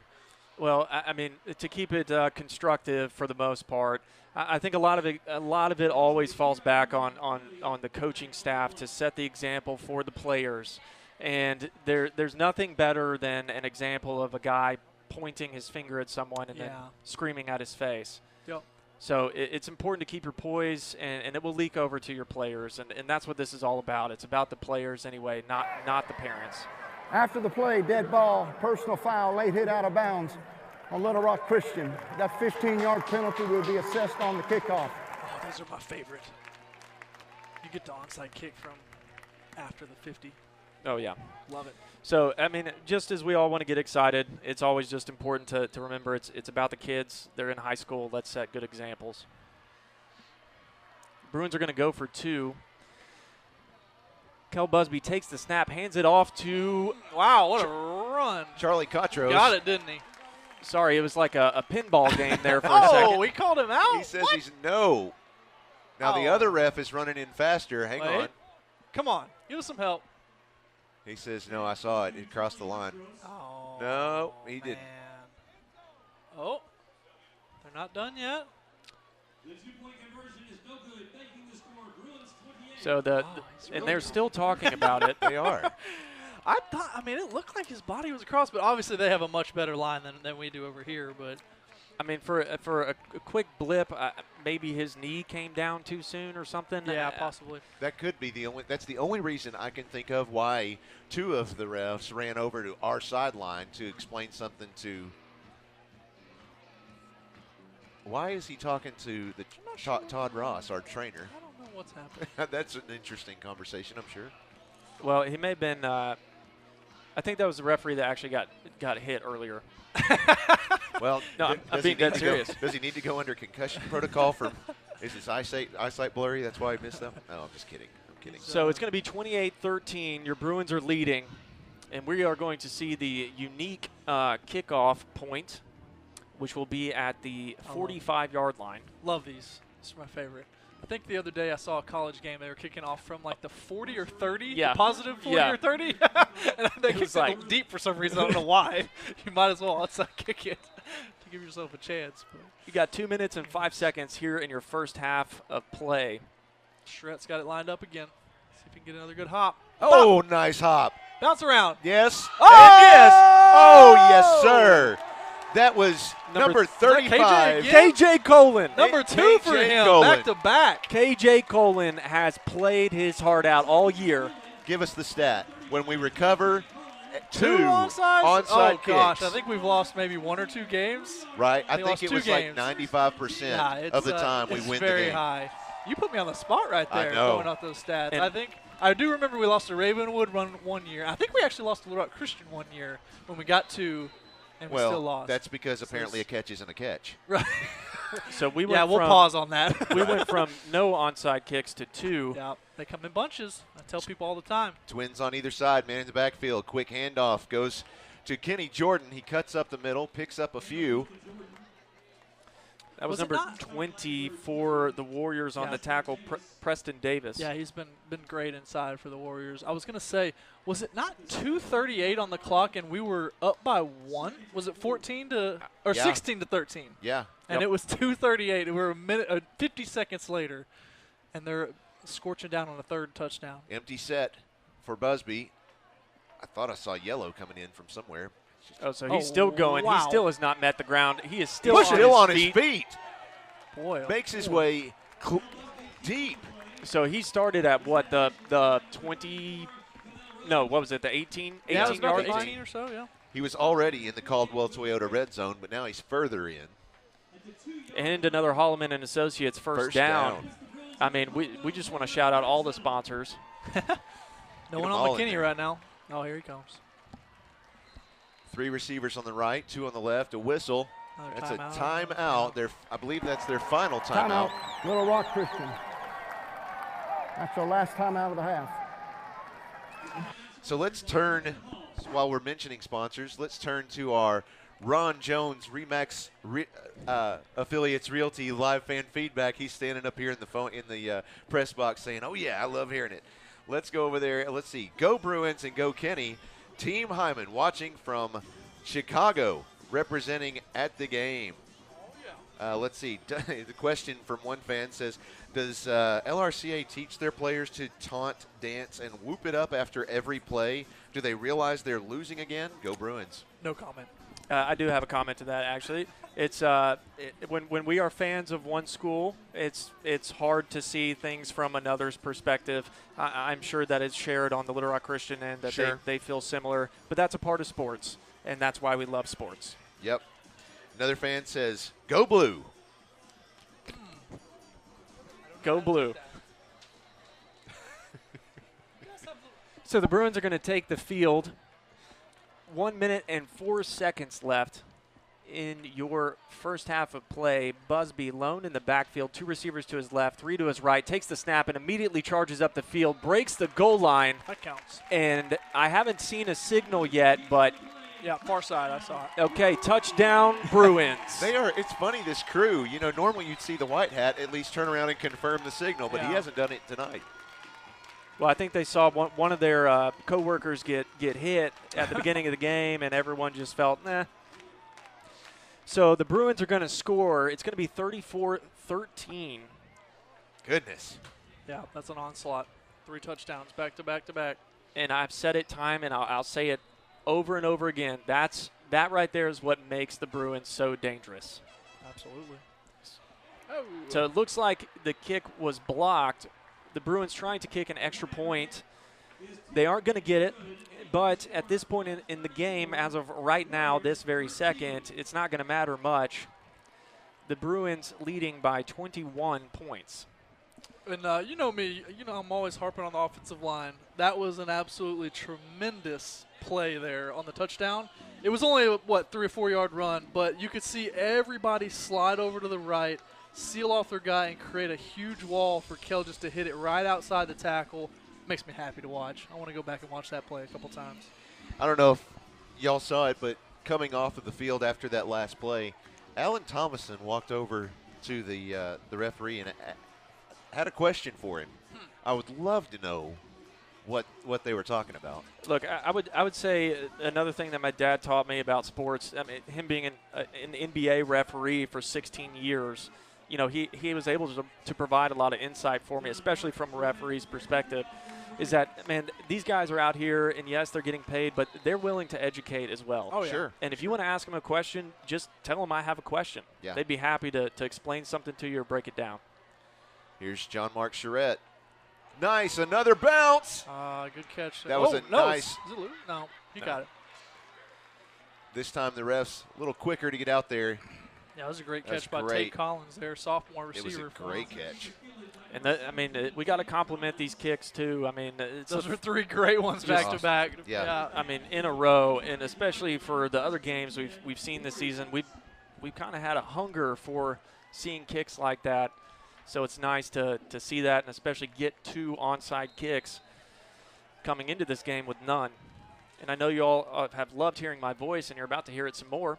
Walker White for the Warriors takes the snap, rolls out to his left, decides to cut back to his right, makes a juke on a Bruin defender. Nice play. Hunt Harrison wrapping that one up. And, I mean, it's like he took that cast and put it around his legs. Yeah, I don't know how he bent it, but I saw him bend it all the way around. It bent. I know that. He bent it like Beckham. Second down for the Warriors. They've got 3 receivers to the left. White looking to the left, and again throws it short of his intended receiver. You can call that an unintentional timeout because the clock is going to stop. Go ahead. No, you go. I was going to say, as Walker White and the offense came out, I got reminded of another benefit of the onside kick recoveries is that you keep their best player on the sideline for 3 straight drives. And we haven't seen him play in probably, 5 minutes or so. I mean, it's been a while since we've seen him. So same formation for the Warriors, 3 receivers to the right, a running back in the backfield, 1 receiver to the right. There was 3 to the left. We do have a PI roofing penalty on the play. The ball is up. Patton Wicker coming up with it. What a catch. Got more sideline warnings, I think. Man, we've got to wait and see what this penalty flag's about. We actually have 2 on the field here now. So just to give you a quick. And holding on the White Little Rock Christian, the penalties decline. And a sideline. But that'll be placed back basically after the interception, so it should stand. So to give you a quick breakdown of what just happened, White threw the ball down the field for an intended receiver. I believe it was number 11 for the Warriors, Cade Bowman. And instead, there was 3 Bruins there ready to make the play. And Patton Wicker came up with the interception. So that's going to be his 2nd interception of the night. So he's having a great game. The 2nd sideline warning issued to Pulaski Academy. That will result in a 5-yard penalty. First down. Goodness. Yeah, and that's one of those things that's absolutely fixable. I mean, the coaches and everything, they should be able to take care of the kids and tell them to stay back and all that. I mean, it's just, you got to keep your head about yourself. Yeah, the biggest thing is about being a champion on the field and off the field and doing what's right no matter what. Could you say that any more cheesier? I mean, if you could, please. I can. It sounds like that's a practice speech you give to the students sometimes. I will have everyone know it's unrehearsed. Or face mask grabbing, yeah, there's another flag. Gosh, they're really going after it. It's like they've given up on the game and they just want to try and hurt somebody. Well, I don't think that's the case, really. I just think that, I mean, it might be tired or whatever that they're reaching for face masks, but they have been doing it most of the game, unfortunately, which is weird. I would say maybe instead of hurting somebody, it's more of a they're starting to feel a little bit tired. Personal foul, face mask, Little Rock Christian. It's a 15-yard penalty on the end of the run. First down. Yeah, I do think that's something that goes into it. Is like they, you know, when you get a little tired, maybe you don't go down for the ankle tackle or something like that. Yeah, so it's just, I don't know. So 16. Oh, they're running the clock after the penalty. What? He just told him to. Interesting. Okay. 10 seconds remaining in the half. I guess yeah. Looking at the sidelines. They'll be satisfied. Not going to get this one off, I don't think. I think he is. 2, 1. He might have just gotten it off. Quick shovel pass to Kenny Jordan, and that is the end of the half. The Bruins lead this one 34-13 at halftime. Stick around. We've got a lot going on during the Ackles Carpet One halftime show. And so I want to make sure everybody has a good understanding of what you're about to see. First, we have, I believe, the dance team coming out. We will show you the video of the dance team. You will not hear their music. Matter of fact, we're going to have to cut the crowd mic completely. Yeah, I heard it. I heard it go out when you hit it. We will carry the band and their music. We will not carry the music from the cheerleaders who will come afterwards, and here's why. YouTube is our, of course, streaming platform, and they are cracking down this year hard on high school broadcasts for inadvertent music, and that's typically the kind of music that you would pick up off the crowd mic that you'll just hear being played in the stadium, but that also applies to the music that they're dancing to. They do have a license to use the music here in the stadium, but they don't have a license to broadcast it. So I'm just going to shut up and we'll just watch it in silence.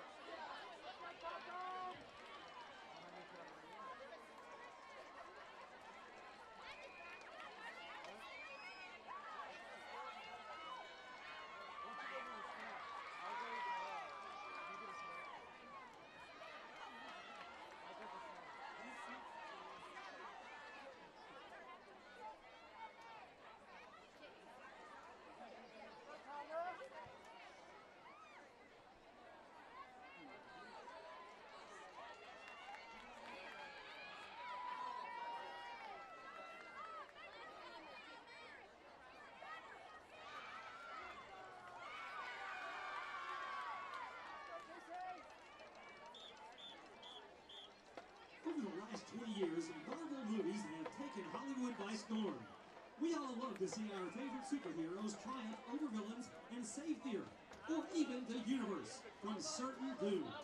As these movies have become more popular, the music from them has become as iconic as the heroes themselves. Sit back and relax as Senior Drum Major Annika Mitzik and the Pulaski Academy Bruin Brigade take you back to the movies with the theme of the 2012 blockbuster, The Avengers.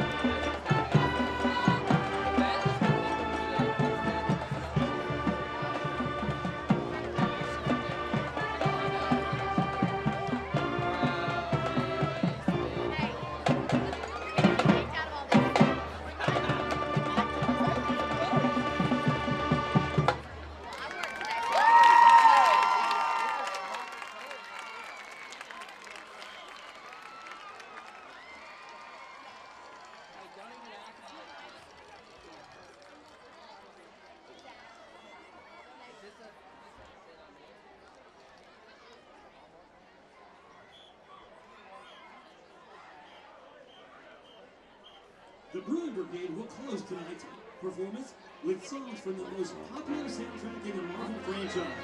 Star-Lord Peter Quill carries his Walkman, a cherished gift from his mother, everywhere he goes. His personal playlist features some of our favorite classic rock hits from the 70s. The band will perform this fantastic melody arranged by Michael Brown, which includes Hooked on a Feeling, Come and Get Your Love, and Ain't No Mountain High Enough. This arrangement features a trumpet solo by our talented and versatile drum major, Senior Annika Mitzik. Ladies and gentlemen, Guardians of the Galaxy.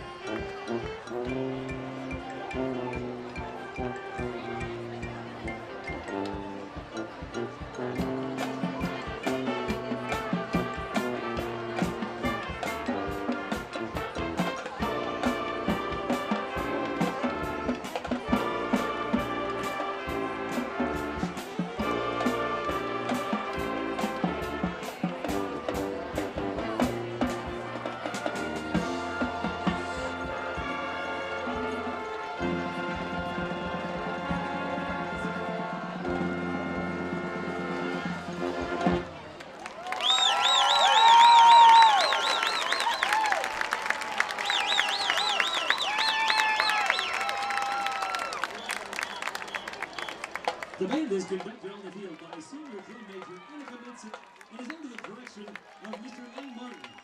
Ladies and gentlemen, the Pulaski Academy Bruin Brigade.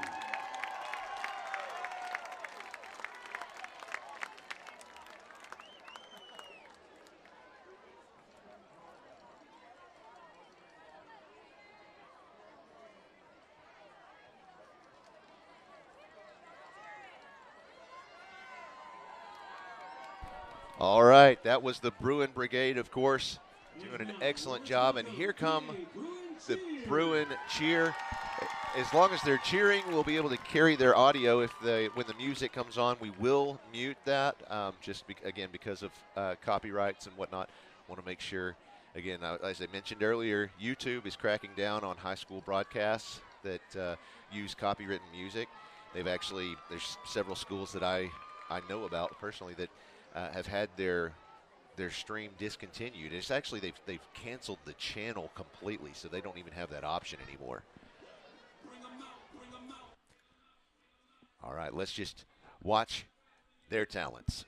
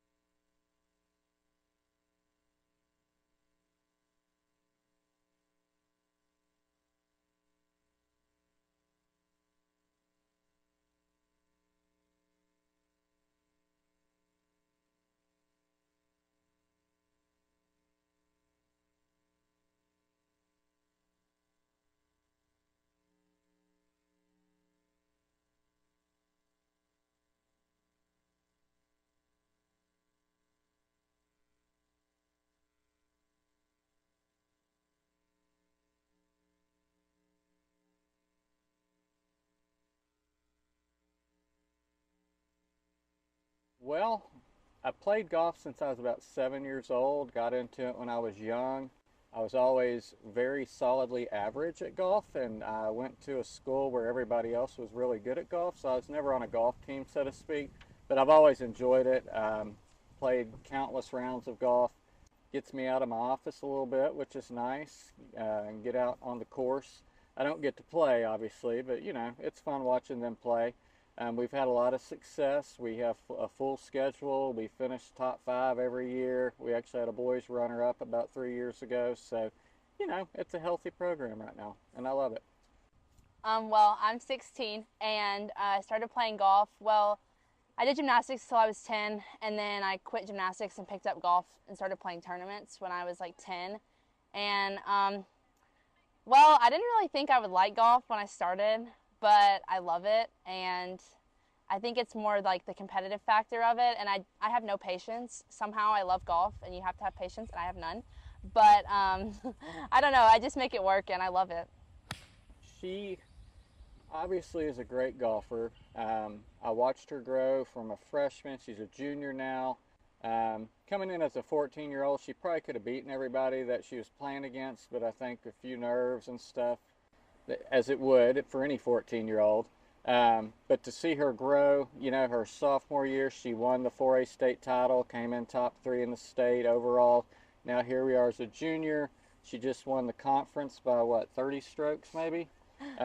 We're going to go hopefully win state by at least 20 next week and then move on to overalls here about 3 weeks, and it's her year to win that. I really love the tournaments. I'm just a super competitive person, and I don't know, like I like having a team sport that's competitive, but golf's different because it's more individual, and you know, like if you have a bad day, it's on you. It's not on your teammates, and I don't know, I love just obviously the competitiveness of it.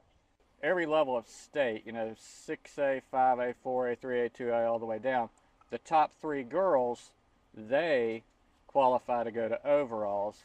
And so it's kind of the best of the best competing for I'm the best high school golfer in the state. So assuming she wins 4A, she'll be teamed up with the #1 girl from 6A and 5A, and they'll tee off together.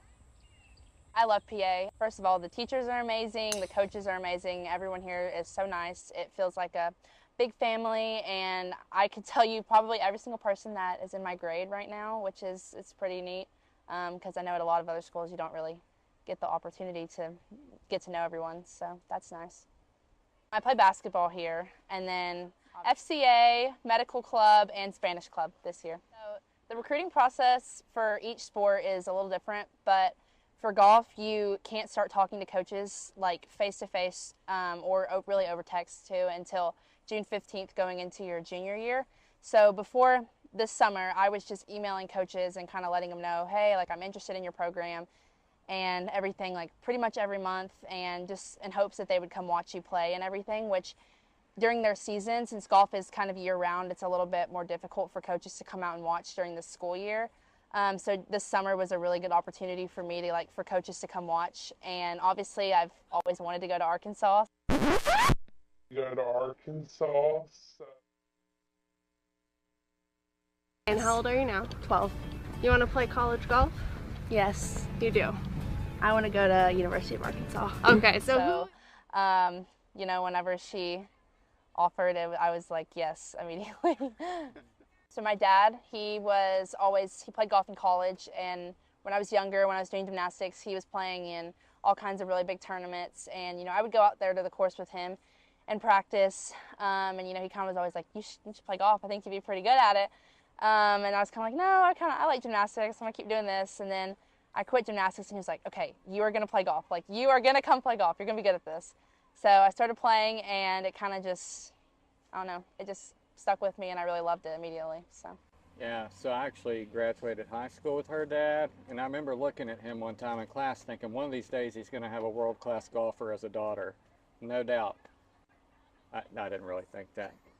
Now, going on the competitiveness of golf, knowing her dad, and he's very competitive on the golf course, like prime example, this last week she shoots a 1 over par 73, or is it 72? 72, yeah. Par 71.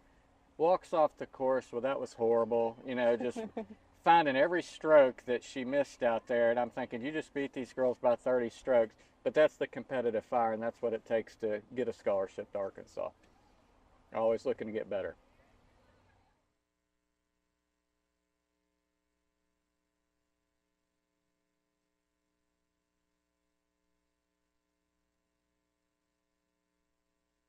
We are back. Welcome back. We've got 20 seconds on the clock. You're fine. You're fine. I was just going to go over some of the other 6A scores around the state. Let's see. Yeah, it's the Josh show. That's right. That's the scary thing. In the second quarter, you have Benton leading El Dorado.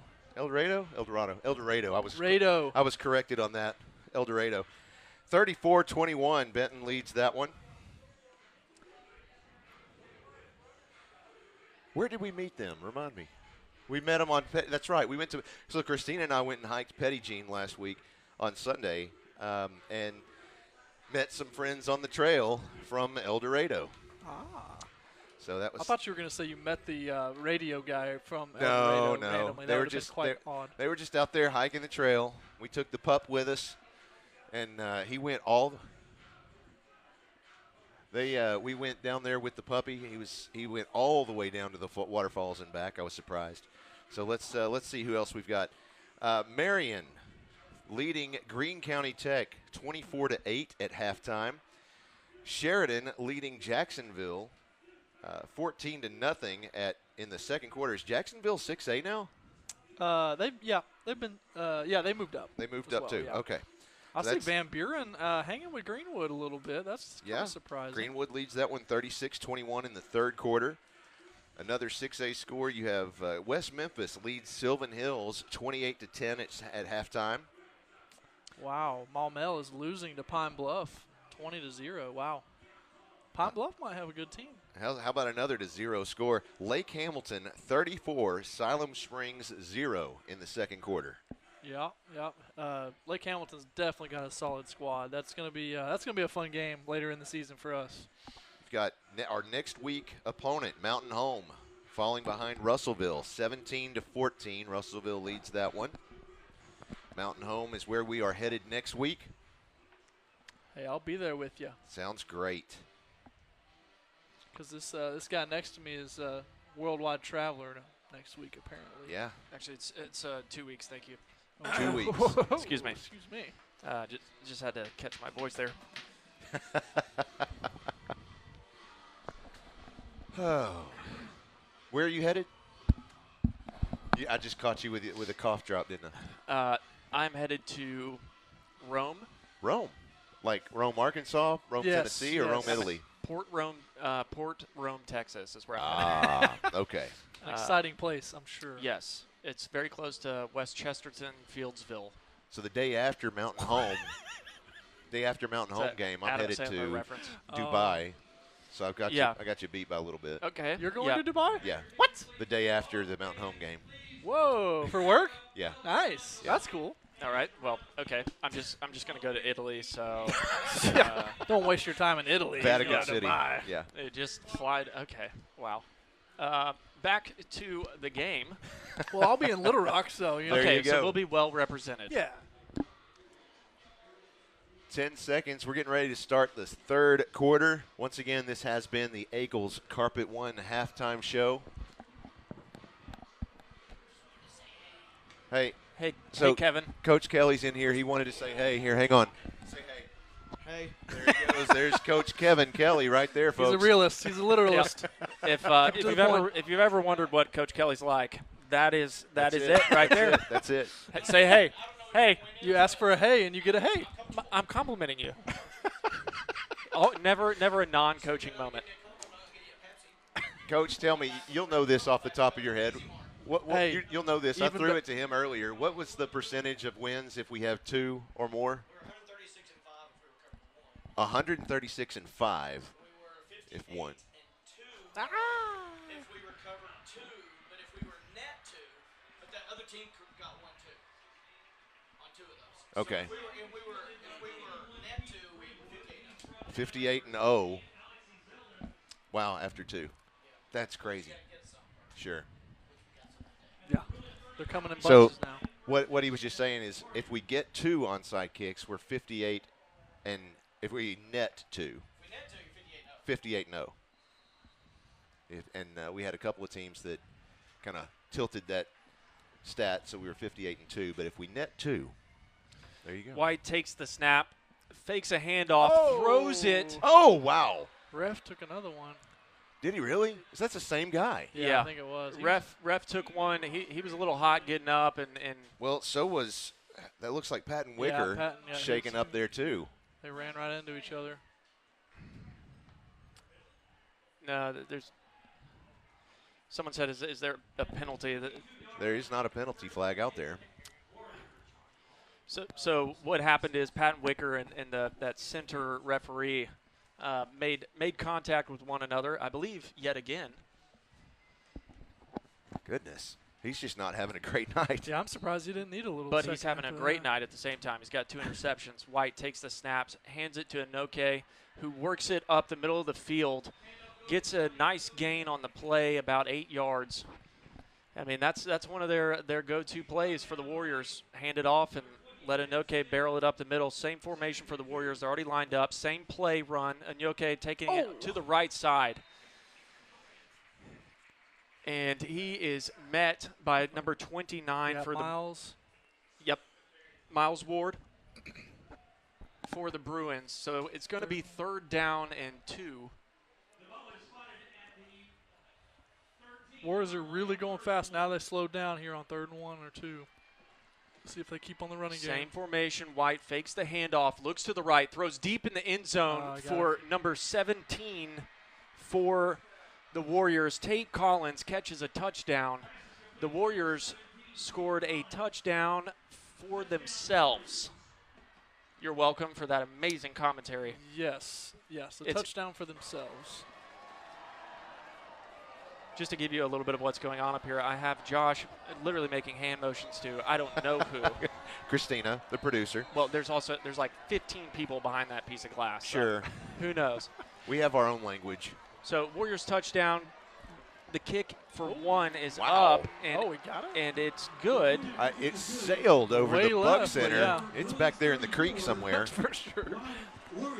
Well, that's exactly what the Warriors wanted, to come out, quick score, and bring it down to 2 touchdowns right out the gate. I mean, 1 minute and 2 seconds. Yeah, that was fast. Yeah, that was quick. So your score is 34-20. The Bruins are leading. I mean, that's a great start to the half for them. Yeah, and it got started by that quick slant that White hit across the middle where the ref and not saying the ref really caused the play to be big or anything. He was going to catch it regardless, but he did knock the player off, which then kind of probably gave him 10 or 15 extra yards after the play. But, I mean, just a simple completion like that across the middle, gets them going and gets them in rhythm to hit a couple runs, then hit the big pass for the touchdown. 10:58 left in the 3rd quarter. Over on our live fan feedback, we've got Granny, Baby, and Pawpaw saying, they're over in Nashville, saying, "Go Bruins and go Kenny." Talking to Kenny Jordan there. Someone else saying, "Kenny Jordan, the best running back in the state." I would be hard-pressed to disagree with that. This one, another kick goes deep. They're going to let it go into the end zone for a touchback. The kickoff goes into the end zone for the touchback. So the Bruins will take possession at their own 20-yard line. 1st and 10, Bruins. So once again for introductions, I'm Garrett Benson. I'm Joshua Carroll. And Blake Amsler. We're actually getting it now. Just a little bit of practice. Right. So the crowd has honestly not died down at all. I think some more folks have shown up. Yeah, we need a shout out for Popeye, too. He's getting left out. Seriously, Popeye's over there. He doesn't have a microphone, but he has headphones to listen in on us. So. And if y'all are wondering who Popeye is, look at my Twitter, Garrett Benson. Oh. On Twitter, and I got a picture of him posted up there. That's Garrett with 2 R's and 1 T. Busby looking to find a receiver. He's going to find one deep. Can he get there? No. About a yard shy. Adjustment. Yeah, I mean, just a quick takeaway from that. That's something it's difficult for a receiver to do. It's hard to teach because it's unnatural for you to want to do when you're running a route, which is to keep the ball where you're looking over your shoulders and not actually turn around and face the ball. And that's what was done there, and it was beautiful. Busby again, he has one receiver on the left, three to the right, one man in the backfield. Quick handoff to Jordan, I believe, and he dropped that handoff, picked it up, and was tackled in the backfield for a loss. Kamel Rhodes was able to make the tackle there. I mean, I'm glad we just came up with the ball there. Yeah. That's never anything that you want. Lucky to have the ball still at 3rd and 15. I still think we got to take advantage of this this left side where it's 2-on-2 on the empty set. Yep. Looks to the left side, just like you asked. There it is. Over there, he has the reception. A little short, but 4th and 3 now. I mean, there's just a lot of space over there, especially on the wide side. And especially, I mean, just like you said, I mean, you can just cut in on those routes and send someone back out to the sideline. It's an easy pass and catch. Yep. John Mark Charette with that catch, and he was forced out of bounds by Will Crisp. Pretty big play here. 4th and 4 on your own side of the field. They just scored to bring it to 14. Four receivers on, three on the right, one on the left. Bobbled snap there. Get this pass off. There's no one going to be there to catch it. He runs out of bounds. He does catch it out of bounds, but that was, again, 4th down. So he really should have just batted that away. Yeah, I feel like that should be a penalty, but okay. And we had a little ball spike into the ground. Yeah. You know, for sake of argument, we'll just say that it slipped off his glove. Yes, a swift slip. So the Warriors are going to take over on the, what is that, the 25-yard line. And this is just not how you want to start the half. No, it sure isn't. White takes the snap, hands it off to Inoke, who's working his way up the right side of the field. And he is feeling good about that run. Yeah, Blake, like you said, it's not the start you want if you're the Bruins coming into this half. And it's definitely not the start you want if you're that middle judge referee. He seems like he's moving around right, and Patton's back out there at safety, so they've got a great bond still going. I'm telling you. He's earning his money tonight for sure. 2nd down for the Warriors, 9 minutes and 35 seconds on the clock. 2nd down. White takes the snap, hands it off to Inoke again. Nice play in the inside. Preston Spann. Who else is in there? Patton Wicker, I think, got in there. Yeah, I mean, just pick your name. Yeah. 42 and 29. 29. Miles Warden on it as well. Yep. And that's one of the things. That was who? Miles Ward. Yeah. 3rd and 4 coming up. PA desperate for a stop right here. 3rd and 4. 9 minutes on the clock. White ready to take the snap. 2 receivers to his left, 1 to his right. Takes the snap. Takes a quick throw to the right to number 17, and it's incomplete. That pass for Tate Collins goes incomplete, so it's going to be 4th down for the Warriors. Yeah, they're staying out there. They're not punting now. Good job by Miles Ward again, getting his hands up. He was unblocked on the line of scrimmage, got his hands up, and affected that pass just enough to get it off and make it incomplete. Ball's on the 17-yard line. That Warriors are working right to left. 4th and 3. White takes the snap, hands it to Inoke. Oh, it's close. I think he stopped him. It's close, but they are. I think they got the stop. They're going to mark him down short of the 1st down line. That is a big stop for the Bruins. Absolutely. So the Warriors are going to come up short on that 4th down conversion. And their line got a decent push up front. The Little Rock Christian line got a decent push, but the linebackers from PA came through, shot the gaps, and stopped him a yard short. What a play. I mean, that's big resilience from the Bruins defense. I mean, especially being that deep, having to defend their own end zone. I mean, that's tough. So Kell comes back out. Yes. To the right. Yeah, go ahead, Yeah, Josh. trips to the right, and one man on the left side, man in the backfield. Quick handoff to, I'm going to guess that's Kenny Jordan. He's normally in the backfield with him. Yep.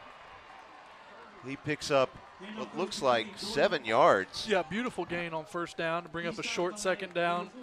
Maybe, like I said earlier, it opens up the whole playbook. You can run, pass, screen, the whole thing. Where's Kevin when we need him? I mean, I know there's a stat for this, which is like if you get if you get more than 7 yards on the first play of your series, you have like an 80% chance higher. Yeah, of it's scoring. actually a lot less yards than that. I think it's 4 yards. If you get 4 yards on the first play, your percentage of scoring that drive is like astronomically more than any other play in the series. I'm just glad to know I wasn't making anything up. No. There's definitely statistics about that.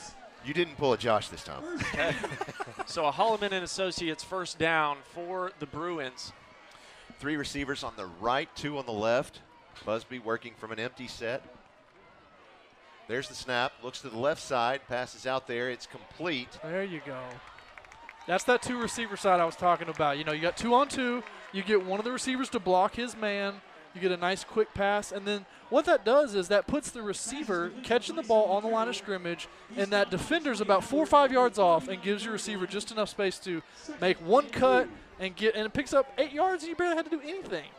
Yeah, the whole idea behind that play, like you're saying, is really just for that 4 or 5 yards to make that one move and get those yards. And if you don't get it, great. If you don't make past that move, that's great. But if you do break it, you've got nothing but field in front of you. Yeah. Handoff again goes to Kenny Jordan. He's across the 45, the 50, the 45, 40, still on his feet, juking and jiving his way to the 25-yard line on the Warrior end of the field. A big-time Holloman and Associates first down for the Bruins. That was an angry run. That was chopping. Running through arm tackles. Yeah. Absolutely. He needs a break after that one. You want to see a good example of chopping your feet when your coaches say chop your feet and move. That's it. But if you also want to see an amazing example of blocking downfield, Jalen McKinney right there is half the reason that play happened. He's an amazing blocker at receiver. 3 on the right, 2 on the left with an empty set. Busby rolls out to the right side, looking to find someone, still looking, going to run straight out of bounds. Actually, wow, that was Jalen McKinney.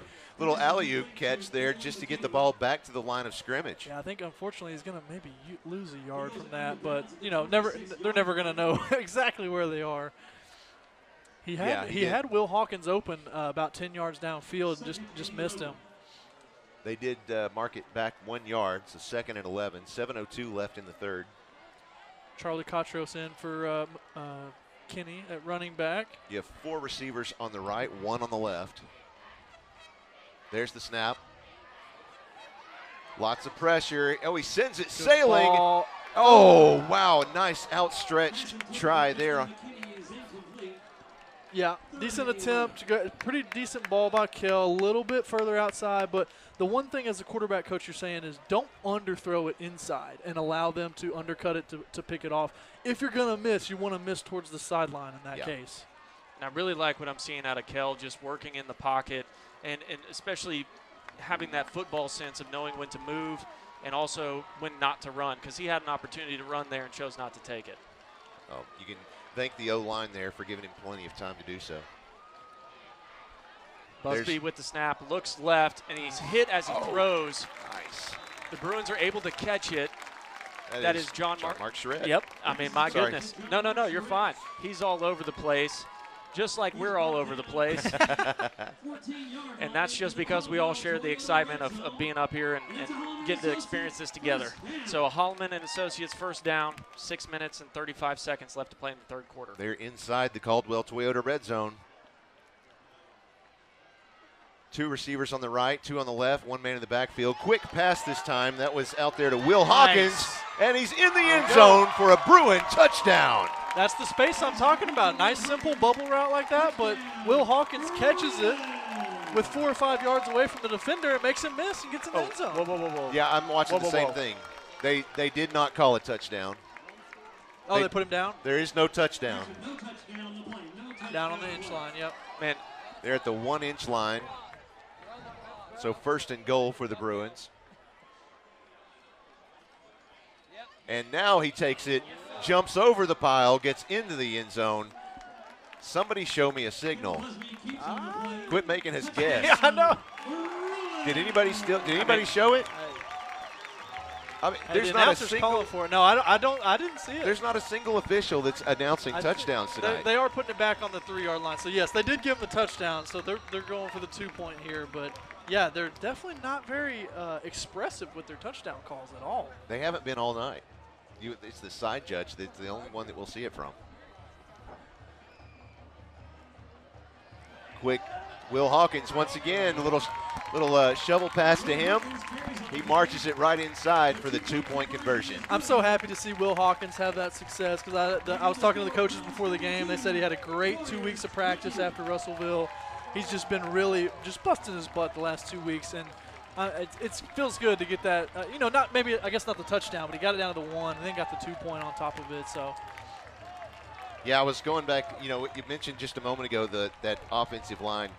You're looking at Alan Thomason, Errol Amuamua, Travis Duke, Corey Park, Shannon McDaniel. Those guys are really working hard in the second half especially. Yeah, Corey Park got out there on that pull there on the 2-point and made a nice seal block inside to make it even easier on them.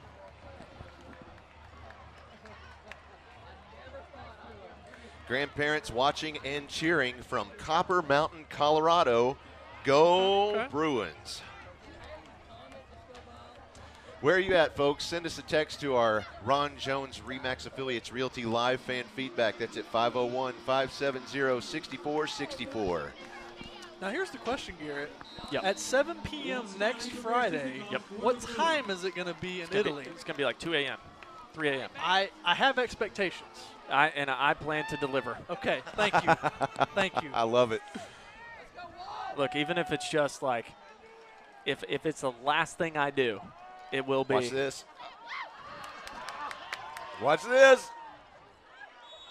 Oh, what? Dead. I don't know what Why? I guess someone was off. I mean, that was Walt Smiley that kicked it. I think someone might have been offsides before the kick happened. Where's the white hat? He didn't even He's give way us back ball. here. I mean, that not only is he not saying anything, there was no flag that was thrown. It was way over far here. Side. Okay. Yeah. He definitely gave the motion of illegal procedure, but no one ever said anything. So interesting. But they seem to have it. Well, I'd like to know if they thought that the movement was illegal or if somebody crossed the line. I think it was on the second run up that someone beat the kicker to the ball. I think. I have a feeling. I mean, that would be the most likely thing that happened. So now they're going to try one of the spinner kicks a little further to the right side this time. Ball is on its back with the stitches facing the sky. He doesn't like it. He's going to rotate that ball 90 degrees. I don't know what's about to happen here. Anthony didn't. Oh, excuse me. Coach Lucas didn't like it. Dribbler. Oh, a little extracurricular activity there. Good recovery, though, by number 17, Tate Collins. He's had a couple really nice onside recoveries. So 5 minutes and 50 seconds left to play in your third quarter. The Warriors are going to take the field. And I would like to note that the comments that we're making about the referees, that goes for both ends of the field. Oh, yeah. We're not getting much from them. So if it takes us a second to get the call, it's because there was a flag thrown that was never thrown. And okay, so going back to let's go back to this play real quick. White takes the snap, looks to his right, connects with number 35 for the Warriors. Ethan Ross. Yeah, that was the same play earlier that they hit across the middle to get them going. Getting a little chippy out there. It is. It's getting very chippy. So going back to, I've got a lot more games under my belt as a public address announcer. And one of the things you never do is guess or try to pre-announce what the flag or what the result of the play is. You always wait for the official to say it. But that it's kind of hard, especially when they're not telling you what's going on. They're not giving you much. White with the snap, rolling out to his right, throws it to number 11 for a first down for the Warriors. Cade Bowman. Yeah. And he's brought down by the Bruins. That was Hunt Harrison on the tackle. Yeah, nice job chasing it down after, because it wasn't his man. He chased down afterwards and caught up. So you've got a running clock, 5 minutes left here in the third quarter. Your score is 42-20. The Bruins are leading. First down for the Warriors on the 24-yard line. Looks like man coverage out here. 3 receivers to White's right, 1 to his left. He pumps, throws the ball. ball. A little push off. No, they don't call it. His intended receiver was number 17, Tate Collins. And that looked like one of those plays that they scored the touchdown on earlier, the long little stop and go route. He gave him a little pump fake. Just overthrew it a little bit too much there. Walt Smiley on the coverage for the Bruins. Second down for the Warriors. White setting up in what seems to be a more standard formation. 3 receivers to his left. He's got a running back in the backfield. 1 receiver to his right. Snaps the ball, hands it off to Inoke, who runs it up the middle and is able to get about 5 yards on the play. Yeah, good stop. Preston Spann in there with Miles Ward again. They're really holding it down on the inside runs, not letting Inoke get free too much, and bring up a 3rd and 7. Your clock is still running. 4 minutes and 23 seconds on the clock. White out of the shotgun. 3 receivers to his left, 1 to his right. Inoke in the backfield. Referee nice. is blowing the play dead. We have a PI roofing penalty for a false start. Nice, that'll help. 3rd and long now. So that's going to be a false start for the Warriors.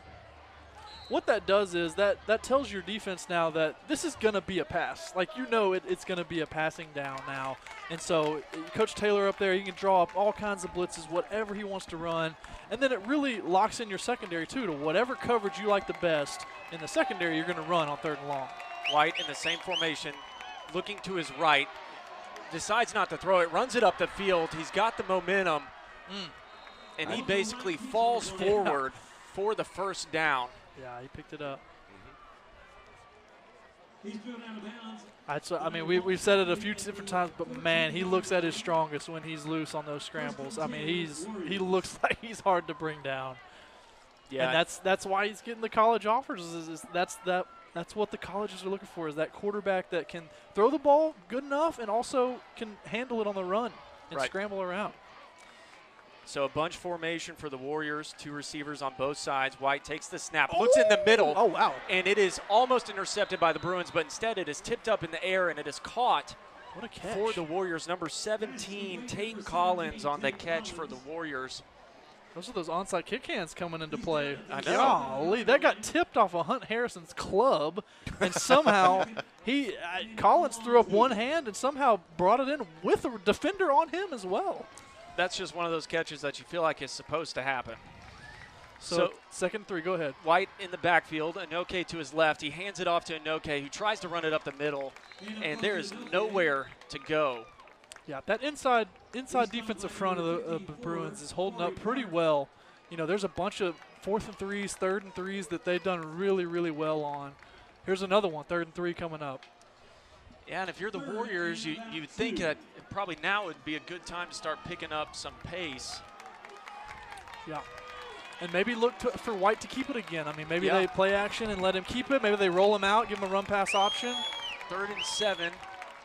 Ball is on the 7, and Inoke. They stick with him, and there's that inside front. There it is. Is that Preston Spann again? My gosh, he is playing huge in there.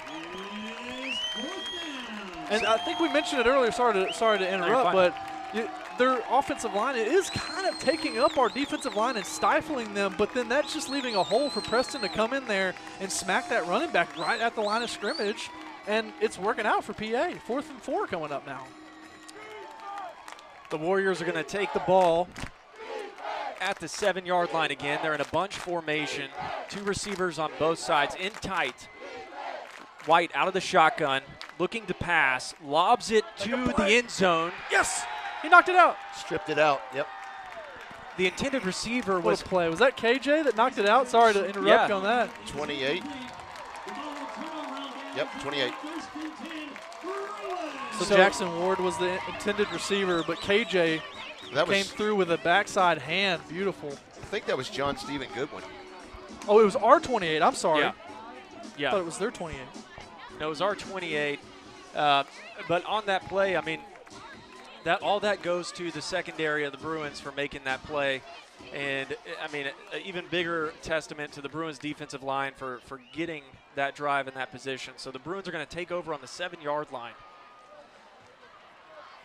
Busby out of the gun, pitches to his running back, Kenny Jordan, who's working his way up the field, has daylight ahead of him. He's at the 40, the 50, the 40, the 30, the 20, the 10, the 5. Touchdown, Bruins!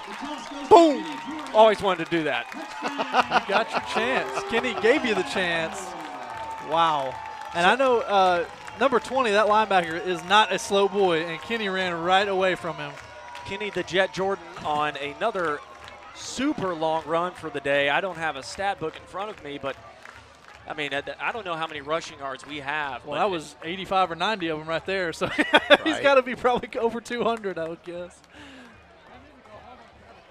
Looks like they're going to set up for the extra point. They're missing somebody, though. Oh, there we go. There's our young sophomore that forgot he's on field goal duty. Yeah, that was Connor Coldren. I didn't want to call out names. No, I'll do it because I forgot it. I've been in that position a lot. So. Definitely. It's up. Kick It's is good. Up and beautiful. Attack one more on. Bruins continue their lead 49-20. A minute 38 seconds left in the third quarter. This is the time that I want to start looking at the perfect prediction and see who's getting close. Who's getting closer, yeah. All right, so let's see what's over on our Ron Jones Remax Affiliates Realty live fan feedback.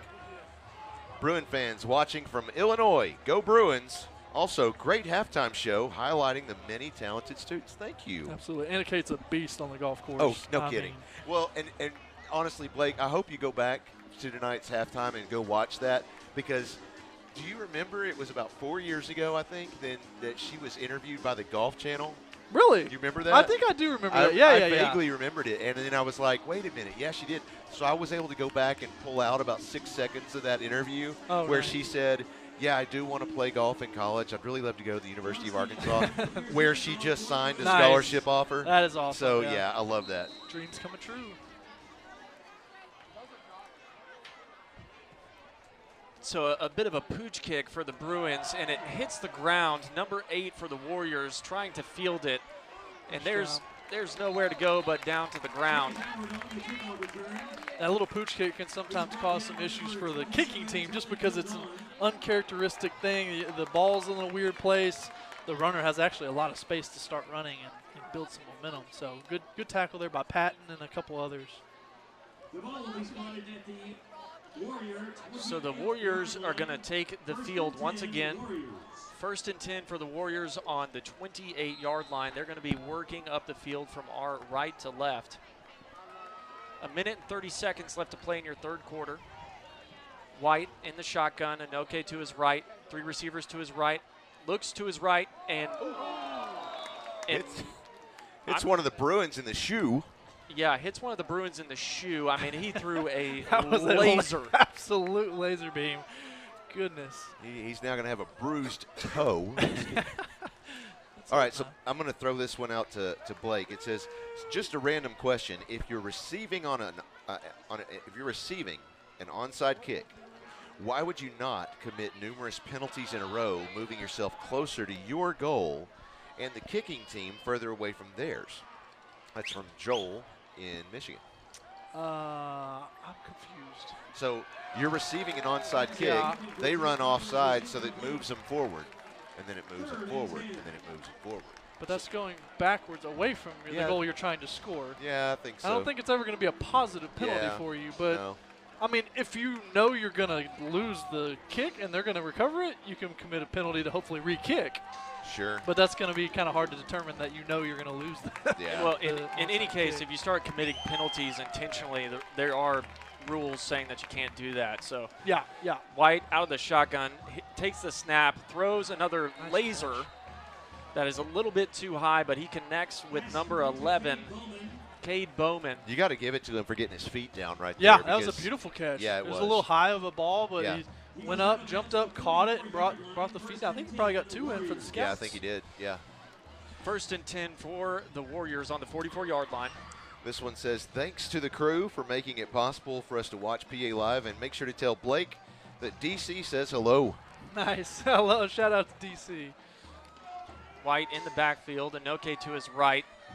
Takes the snap, looks to pass to number 35, but does not connect. So it's going to be an incomplete pass. His intended receiver was Ethan Ross. 2nd and 10 for the Warriors. You know, as many slant routes as they're throwing like that, I know Coach Taylor doesn't do it a lot, but I'd love to see some sort of zone blitz where maybe a defensive lineman drops off kind of right in front of some of those and see if we can pick one off right across the middle. It's not in Coach Taylor's nature to do that on defense here much, but I'd love to see him try one. Warriors in ace formation, 2 receivers on both sides. Anoke to White's right, takes the snap, looking to the right, throws the ball in. Oh my goodness! Nice. Hunt Harrison with the interception. With the club. I mean, one club in a dream. Wow. And you will get yourself an interception. Ladies and gentlemen, that is why Bruins football is always entertaining. A guy with a cast just caught an interception. That wasn't exactly how I was drawing it up, but, you know, something like that. Drop underneath one of those out routes. Look, and if anything, it's a solid reminder that we have already said multiple times that those balls that White throws they're not they're not downy soft ball. I mean, they are like NASCAR full speed, you know, Indy 500 coming at you. I'm imagining that cast has got a little pad on it. It's got a dent in it. Just a little bit. It's got a dent it on the may side have a of dent it. in it, too. 3 receivers on the right, 1 on the left, 1 man in the backfield. Quick hand, no play action there. Oh, he's going to get wrapped up. And that was unnecessary, and there's the flag for it. You can't do that. Why are you upset with yourself? I think a lot of it, I'm going to say it again, it's one of those things, I mean, if we just go back into the game, it all goes back to coaching. It all goes back to you have to address these situations before they occur and say, look, what we have to do is keep our poise about us so then we can continue to make plays and keep our team in a position to win. And when you do these things, you hurt your team more than anything. So it's a good teaching moment to have. And if you're a coach, this is something you should be capitalizing on, along with being sure that as the coach, you're setting that standard. So we are having a nice meeting of the minds on the 50-yard line. I think we're actually going to get a call here. After the play, personal foul against the defense. It's 15 yards on the end of the run, first down. Well, that's 44. Not only is it a big penalty yardage-wise, but it gets PA out of a terrible situation. That was a sack. It was going to be 2nd and 16, 17, something like that, and it turns it into first down and moves the chains along. So it's just a terrible penalty for them. You know, something that they could have chosen, you know, but bad penalty for sure. Triplets gathered on the right side, single receiver on the left. Handoff goes to Jordan. He makes his way back to the line of scrimmage, and it stops there. Nice tackle by number 20, Preston Davis. Yeah, I mean, that was a shot that Kenny took there. Looks like a single yard loss on that one. Same formation. 3 on the right, 1 on the left. Jordan in the backfield. 21 seconds left in the quarter. There's the snap. Looks to the right side. Looks back to the left. Nice Passes line. out there, and it's caught. That is a nice reception by Jalen McKinney. That was a beautiful comeback route on the outside. And, again, that's what we were talking about earlier is that they're playing such a shell umbrella coverage in the secondary that you're not going to have those explosive down-the-field plays every time that we're used to with the PA offense. So a lot of times you're seeing them, you know, run deep and curl it up, whether they're curling inside, outside. That time he curled to the outside, and a beautiful strong throw by Kell to get it to him. Well, that puts us inside the Caldwell Toyota red zone with a Holloman and Associates first down. That's the end of the quarter. Bruins leading 49-20 going into the fourth quarter. What an exciting game. All right, let's take a very short break. We'll be right back with more Bruin football in just a minute. This Friday Night Spotlight is brought to you by Caldwell Toyota. Pulaski Academy would like you to join us in recognizing our core value student of the week, Rhett Bruffett. Rhett models integrity, excellence, respect, and responsibility every single day. Bill Toppich says that Rhett is one of the most conscientious and honorable students that he has ever had the privilege to teach. He is dedicated to his academics and supports his fellow students in all their endeavors. Congratulations to Rhett Bruffett for being named our Core Value Student of the Week. All right, and we're back. Bruins at the 18-yard line, 1st and 10 to start the fourth quarter. Looks like a blitz coming, so look for them to make adjustments here. They may back out of it. 10 seconds on the play clock. 2 receivers on the left, 3 on the right. Busby with an empty set. There's the snap. Lots of pressure. Throws it away. He had Tyson McCarroll over there on the left side. Yeah, Cooper Jones, number 7, was bearing down on him. They brought an all-out blitz and got one free on Kell. So it's kind of the risk that LRCA is taking now. They're going to start to blitz, create a little pressure, and see if their man coverage can hold up in the secondary. This time he runs again with an empty set. 3 on the right, 2 on the left. White box. There's the snap to Busby. He's going to keep this one. Works his way to the line of scrimmage, and he's still on his feet. My gosh. Makes his way, I believe, to looks like the 5-yard line. And, you know, ideally as an offensive coordinator, I don't think you want to run Kell this much, but they're just giving you such a good box to look at. I mean, the only other option would be to put a running back or a receiver in at that spot and let them carry it, but it's just such good numbers, X and O's wise. 3rd down, 2 yards to go. There's the snap. Quick handoff. No play action. Ball is loose. Let's see. I think he lost it.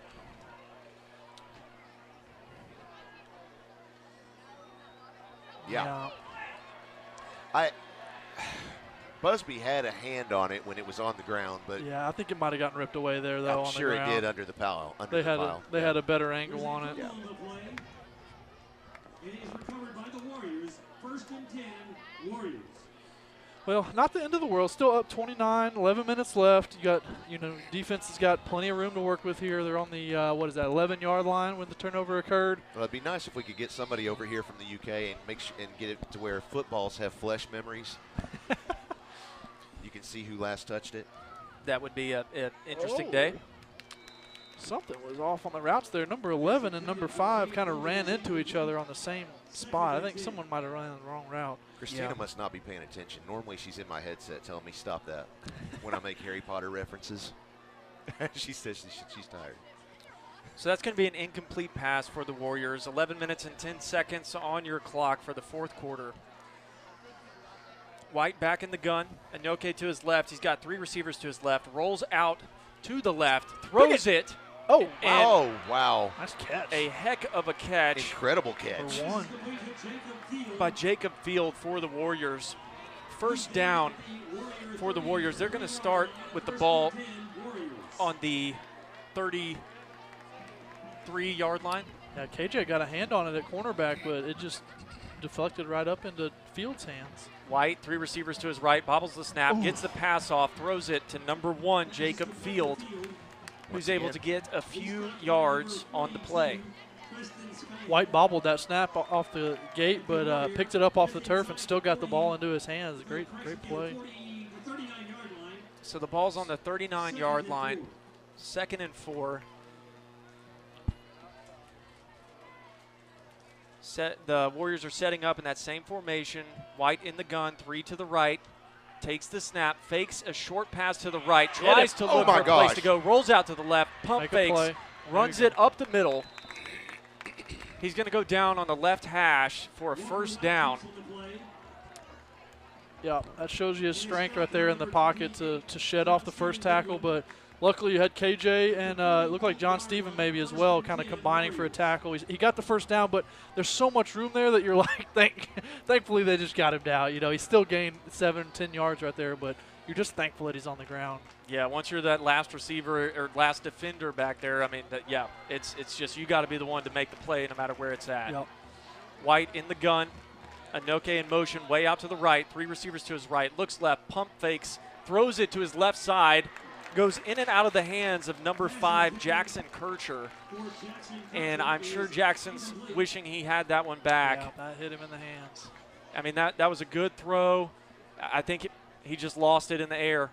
Yeah, and they motion. You saw them motion the running back out of the backfield onto the trip side, so you really had quads on this side and just that one lone receiver that they left one-on-one in man coverage.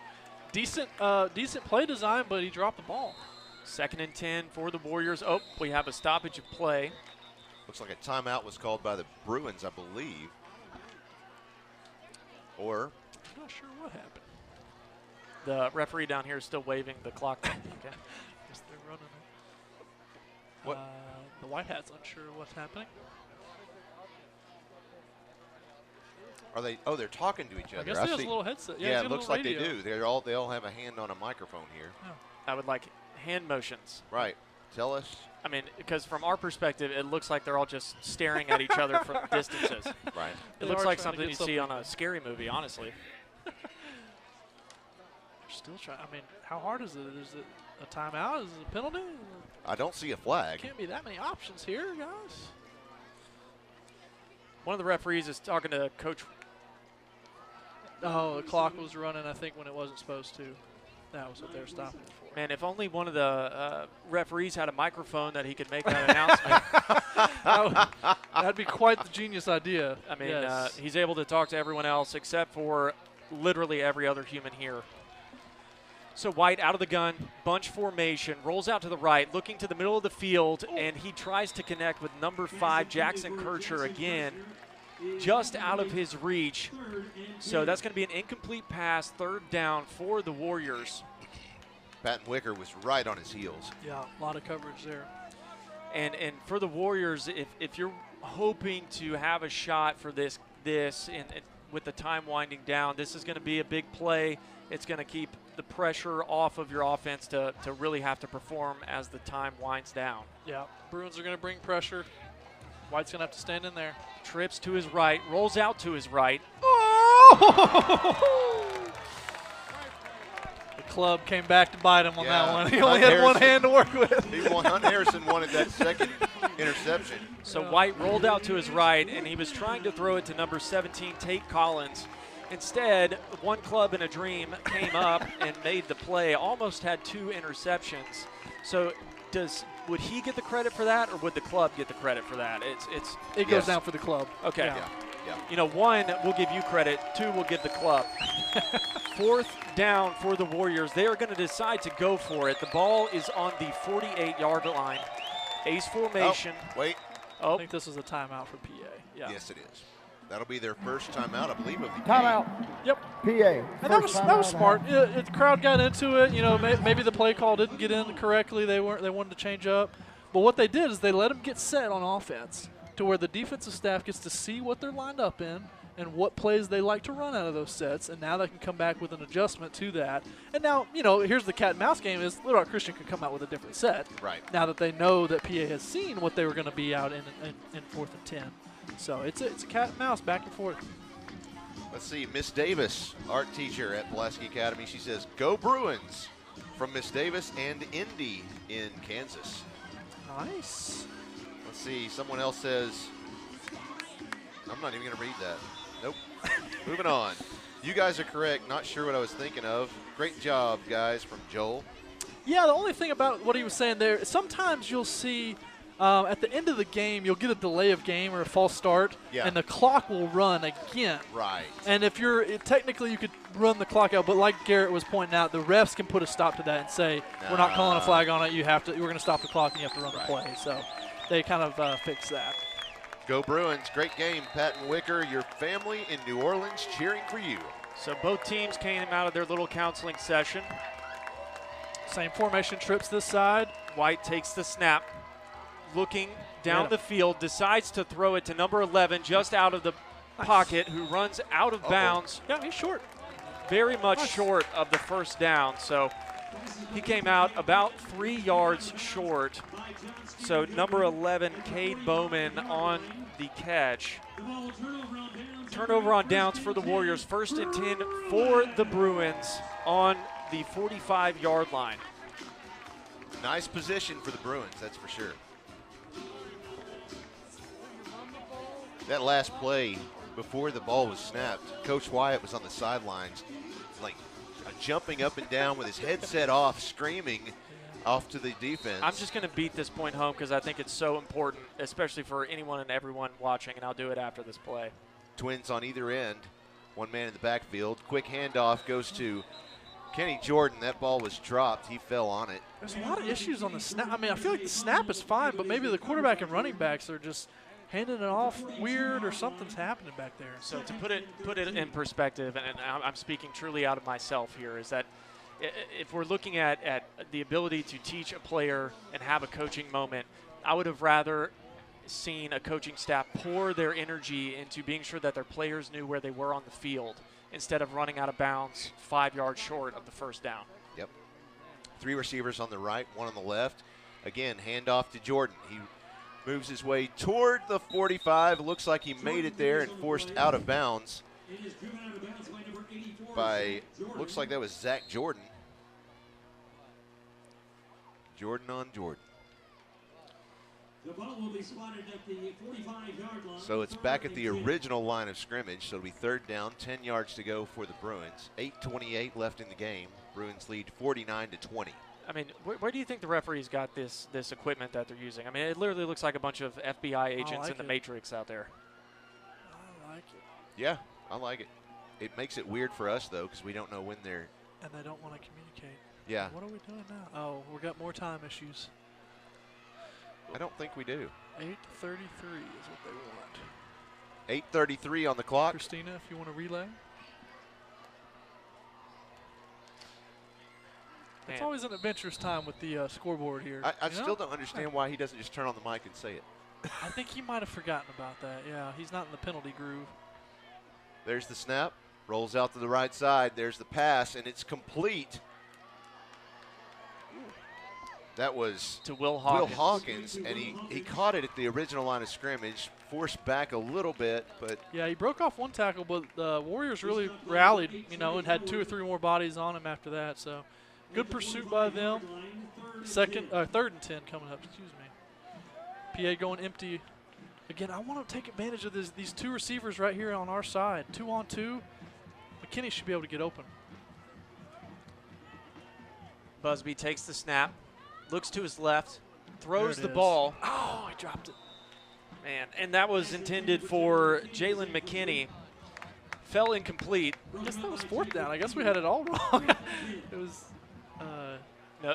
They had it posted as 2nd and then 3rd, and then right before the snap, they flipped it to 4th. So, yeah, lots of confusion there. That was 4th down. The ball will turn over on downs and bring up 1st and 10. One fan is watching from Atlanta, Georgia. They say, "Go Bruins." Their cousin is Charlie Cotros. Nice. He had a great play earlier.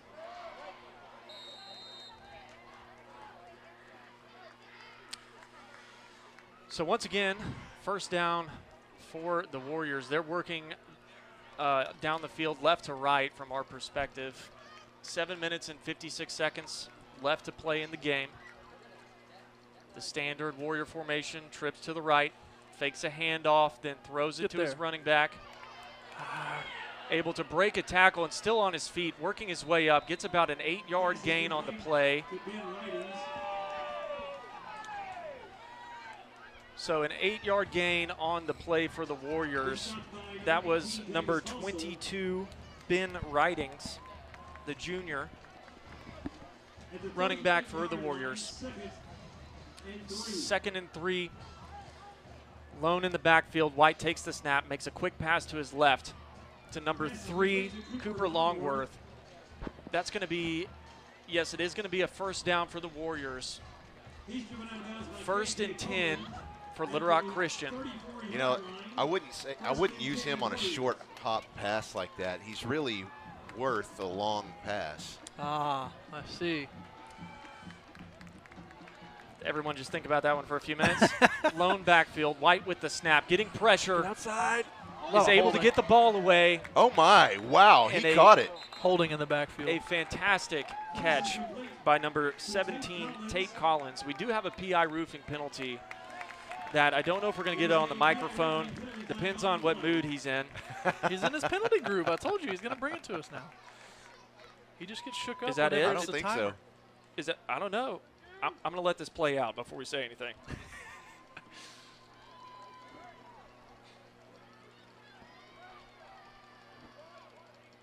Prove me right. No, he's not going to. He's not going to do it. But hold on. Holding on the offense. Spot of the foul. Replay the down. First down. There it is. This mic works. 10 points for Gryffindor. Biggest play of the night. So that catch is actually not going to count. The ball's going to be moved back. White takes the snap from the 50-yard line, and he throws another speed demon right to number 1 Jacob Field. The pass, though, was incomplete. Yeah, that was a huge penalty. Looking at the chains now, I mean, the holding occurred 5 yards behind the line of scrimmage, so it turned out to be a 15-yard penalty from the whole line of scrimmage. Because the holding is a spot foul. Yeah. Second down and 25 yards to go, 7:09 left in the game. White has Ben Ridings in the backfield with him. Ace formation, 2 receivers on both sides. Takes the snap, fakes the handoff, connects with Ben Ridings. Good rally. Uh-oh. He was taken down by the Bruins, and he landed. I think his shoulder. Yeah, his shoulder, his elbow. Yeah, he's not moving that right arm. He's gonna take a break. Hope everything's okay with him, and maybe it's just a stinger. Just hit it just right. Yeah. So it's going to be 3rd and a mile for the Warriors.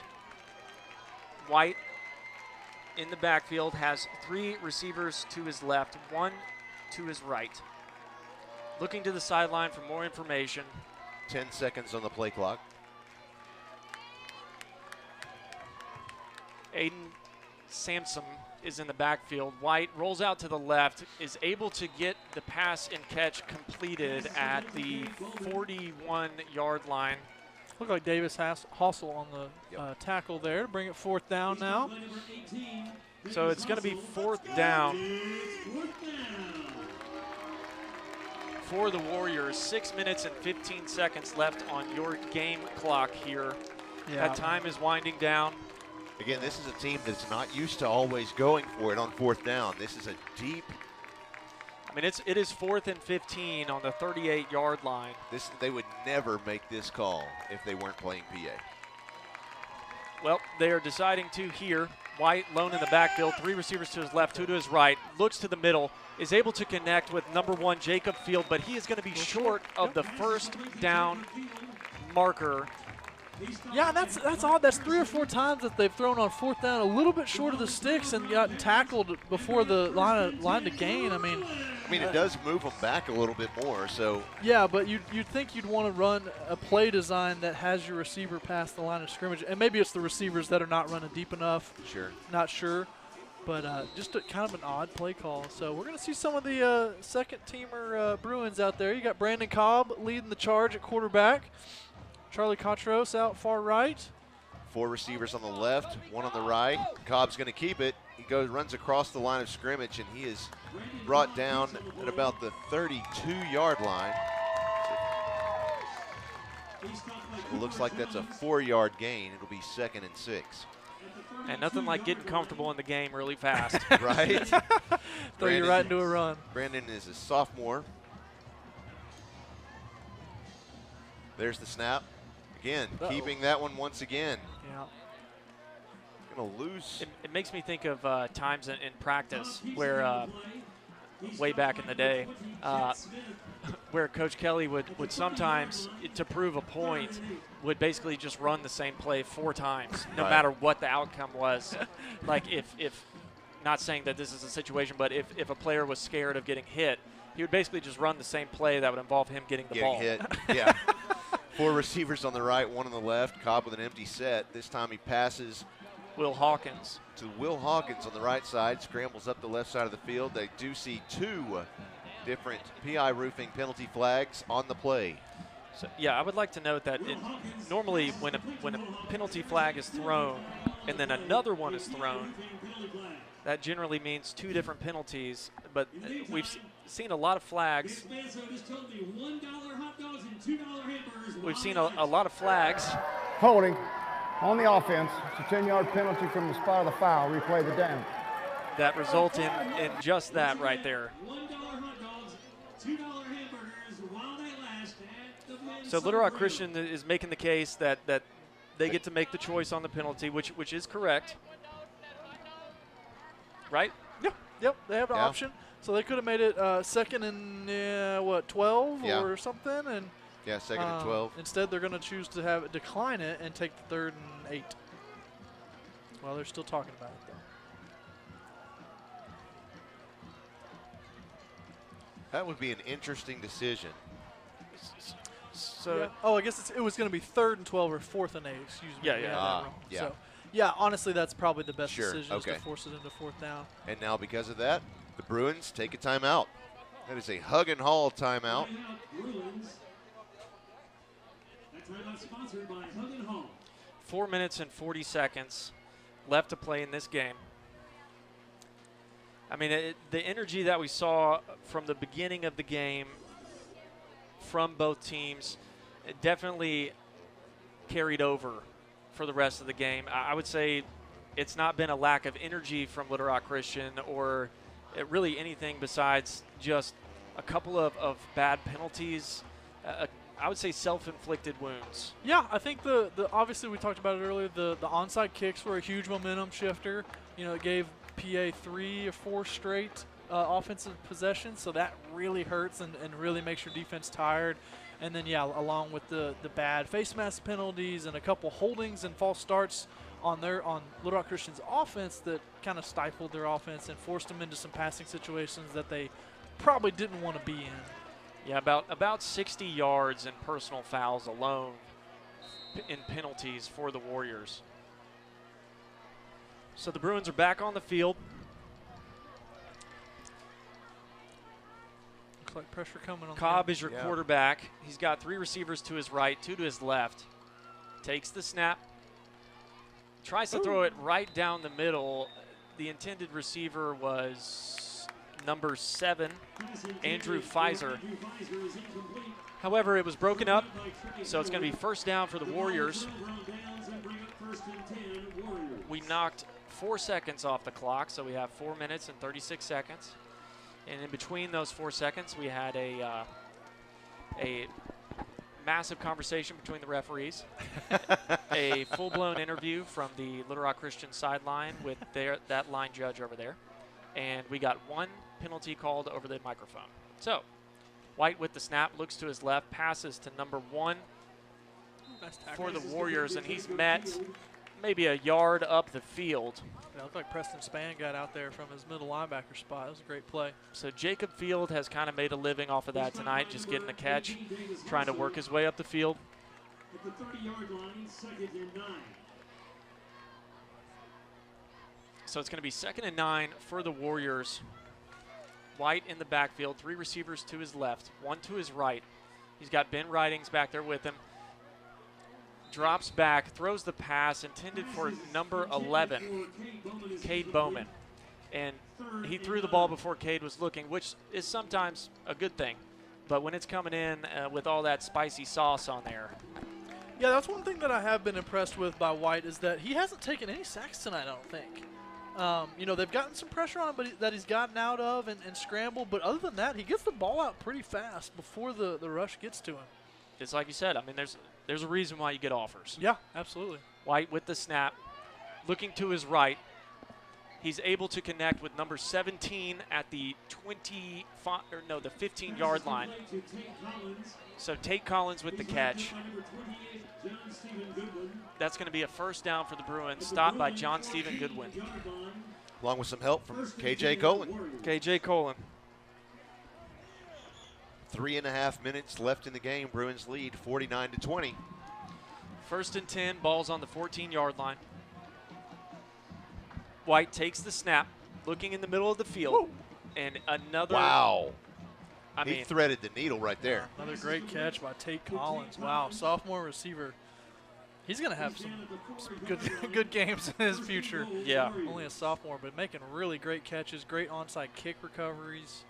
Fearless. I mean, I'm looking down their roster, and there's sophomores and juniors that make up most of it. So, at the very least, next year, they're going to be another force to be reckoned with, as always. So White alone in the backfield, puts a man in motion, fakes a pitch, runs it right up the middle. And he's going to come up short of the touchdown. They're going to spot the ball somewhere on the field. The 2-yard line. Somewhere on the field, huh? I can guarantee that. I will go along with that. So the 2-yard line is where they decide that they are going to put the ball. 2 minutes and 25 seconds left to play in your game. White, 3 receivers to his left, rolls out to his left with the snap, looking, gets some pressure, throws the ball to the left side of the field, and he comes up with an incomplete pass. Yeah, intended for Tate Collins. Good battle there by the PA defense. White actually got outside and had a lot of room out there, but kept him somewhat contained and stayed with the secondary, so made him overthrow it. Third goal from the 2.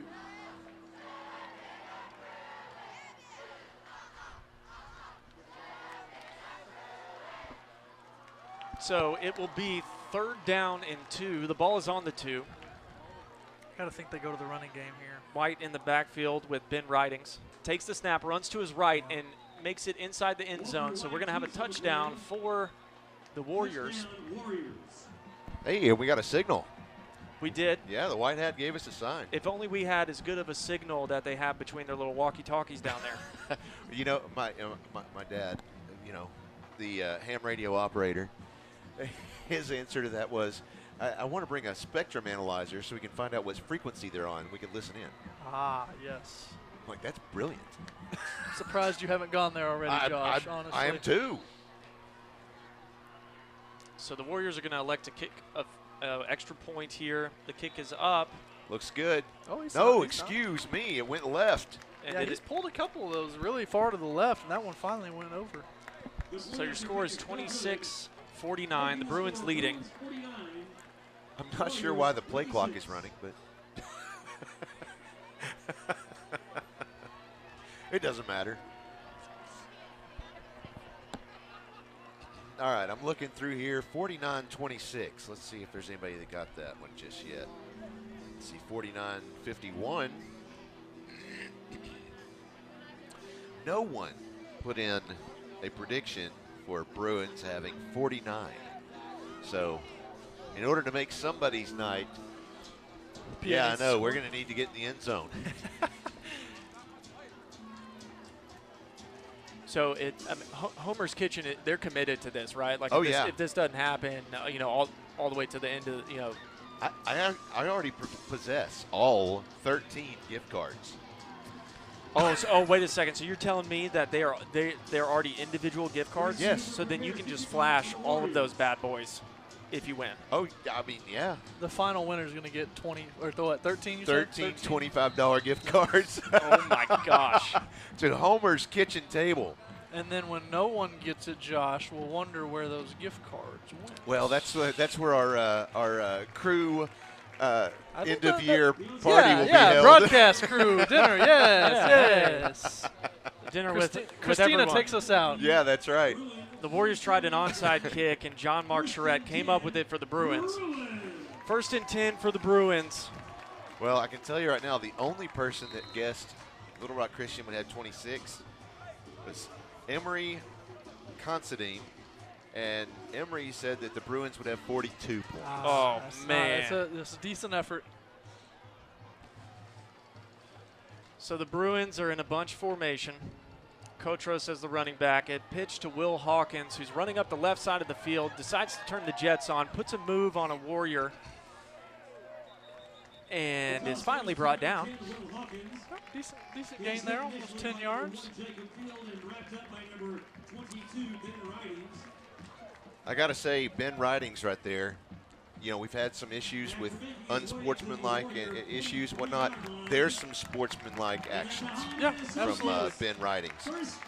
I also think, though, that that's one of the tough things about the unsportsmanlike stuff is that, you know, it takes one play. It takes one thing to overshadow so many good things. Yeah. So there's been a lot more good than bad. Yeah, overall, I mean, this is a rivalry game. These kids all know each other. Yep. There's going to be a little spice between them, you know. Twins pulled in, stacked on both sides. Little shovel pass there to Andrew Pfizer. Works his way to the right side of the field. No gain on the play. It'll end up being 2nd and 10. 1 minute remaining in the game. No gain, 2nd and 10. And that clock's going to continue to run.